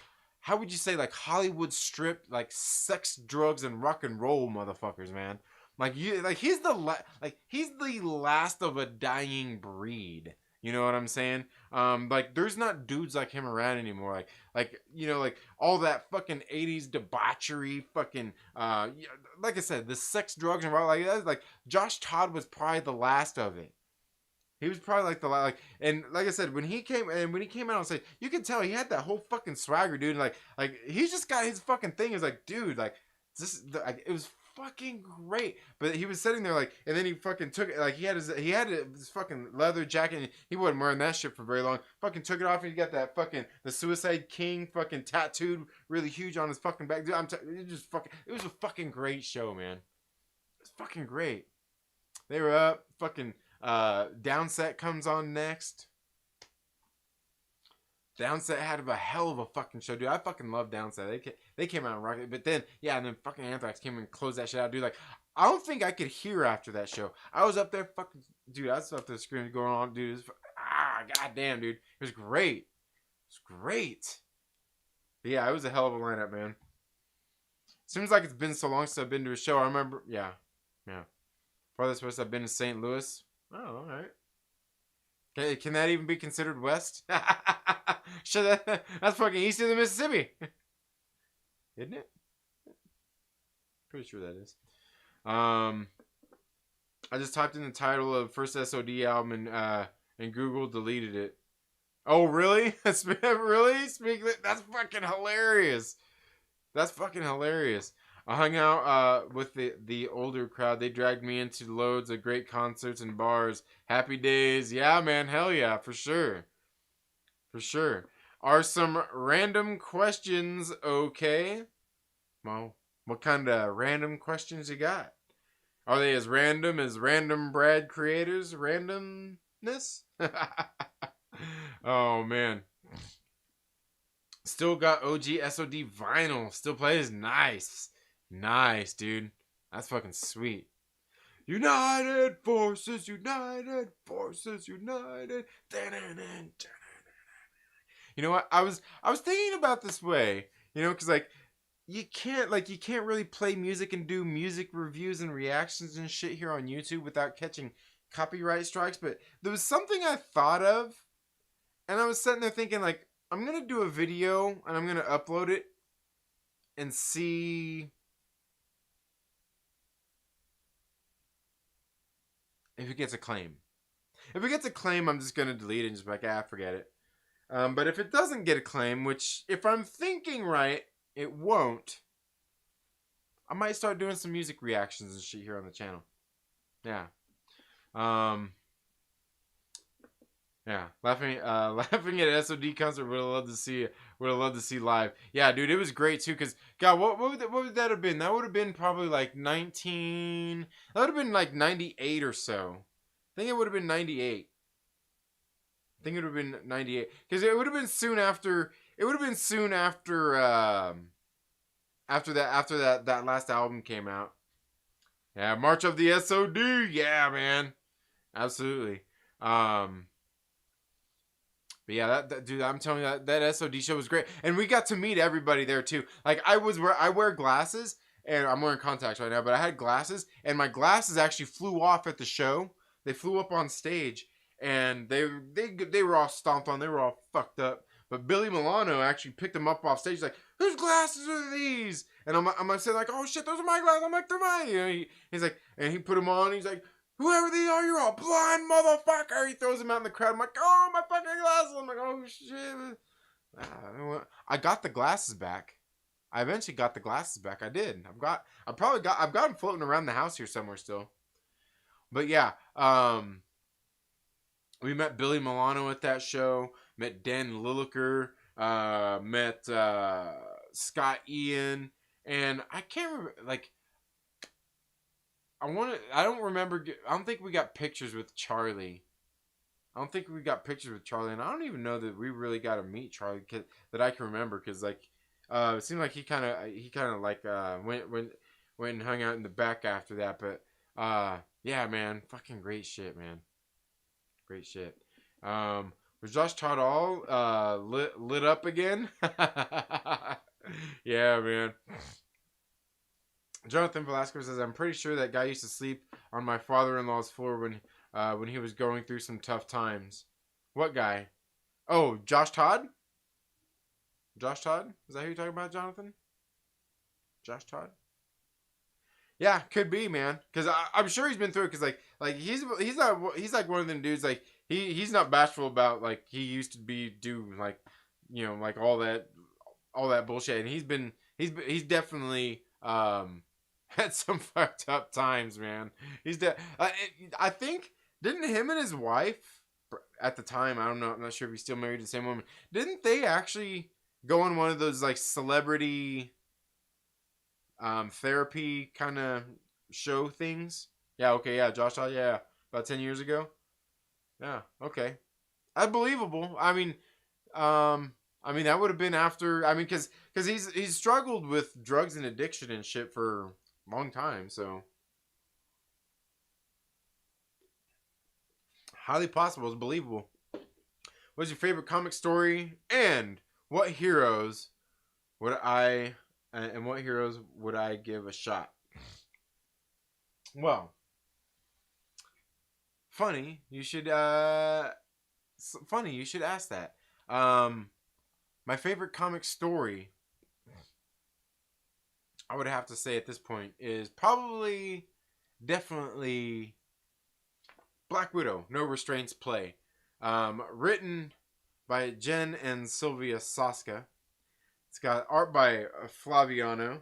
It's colored by Veronica Gandini, and it is lettered by VC's Joe Caramagna. And yeah, the cover artist is Clayton Crane. Right there. Black Widow, No Restraints Play. This is probably like the best story that Marvel will ever fucking put out. And the reason I say that is because of exactly what this story deals with.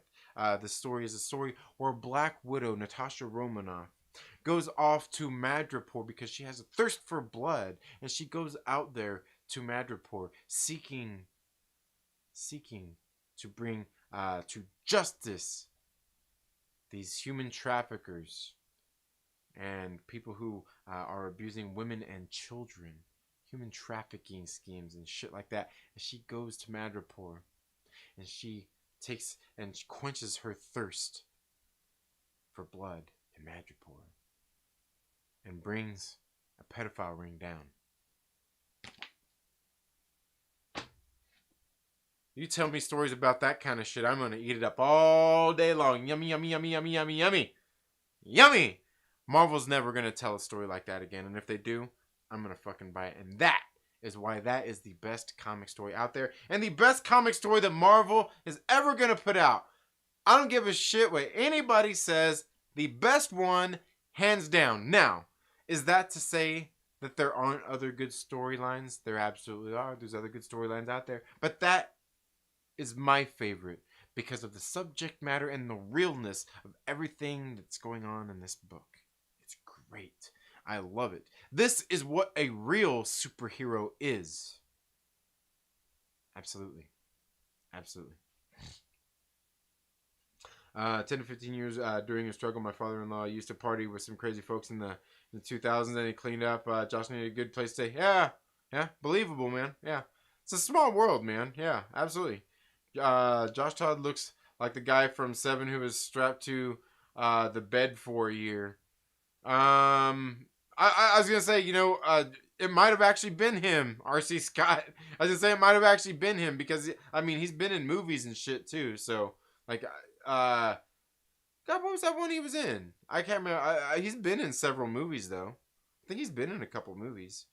Random Brad says, yeah, I've got some ideas as well, like a quick minute metal album review, old and mid school gear. I have a puppet I'm working on his battle jacket. Nice, hell yeah, that'll be great. The only thing is cause on YouTube, if you upload anything with music, man, the fucking content claims, and you can't put it up there. And the thing is if you put it you can put it up there if it gets a content claim and you just can't make money on it or anything. But the bad thing is if you're constantly doing that, you'll get a shadow ban, and they're just not gonna push your shit. And they basically YouTube won't be they'll be trying to suppress your shit basically. that's the thing that sucks about it. Yeah. Because I've done one night, one time on here we were listening to the Brian Welch album. I'm like, dude, it's clear to play in all countries. It's not the only thing is it's just a content claim, can't make money on it. But yeah, I'm just better not, because I was told that same shit, and they're like yeah, because then I've heard other people that have done the same thing. So yeah. Oh yeah, I'm late to the party on WandaVision. I'm really digging it. Yeah, it's pretty good. I think WandaVision is good. I get some people aren't gonna like the way it ends. Master of Puppets turned 35 on Wednesday. Damn, man, getting old, man. It's almost as old as me. I just googled Josh Todd and we share the same birthday. Fucking A. Haha, nice, yeah, awesome, yeah. Josh Todd, fucking good shit, man. Great musician. But anyway, guys, gonna call it a night here. Thank you all so much for being here. I'm gonna be getting together with LB tomorrow from the Lonely Banter. Going to be doing a show with him, Chillmonger, and oh man, why was it? Why am I thinking Clifton? It's not Clifton. Anyway, we're all getting together, going to talk about the WandaVision, a little finale episode. Also going to be getting together tomorrow to do a pre-recorded show with Lorena Creole as well. It should be a good time. And I'm not sure, I'm guessing that'll probably be premiering in the next, maybe next week sometime. So yeah, it's going to be good. Going to be very good stuff. RC's got his pass on that. But anyway, guys, thank you all so much for being here tonight. I hope you're all having a very good day. I hope you all had a great week. I hope you're going to have a great weekend. You all have a good one. Make sure you're here Sunday morning. We're going to get together and we're going to do community stream. Come together and talk about WandaVision. Probably have just a couple guests on at a time. Go for, good 20, 30 minutes a piece. And then bring on different guests just as time is kind of going on and stuff as well. So if you guys want to come on the show, make sure you reach out to me. If not, I'll also have some links and shit that we'll post in the for the chats as well. But you all have a good day, and we'll see you in the next video. Later.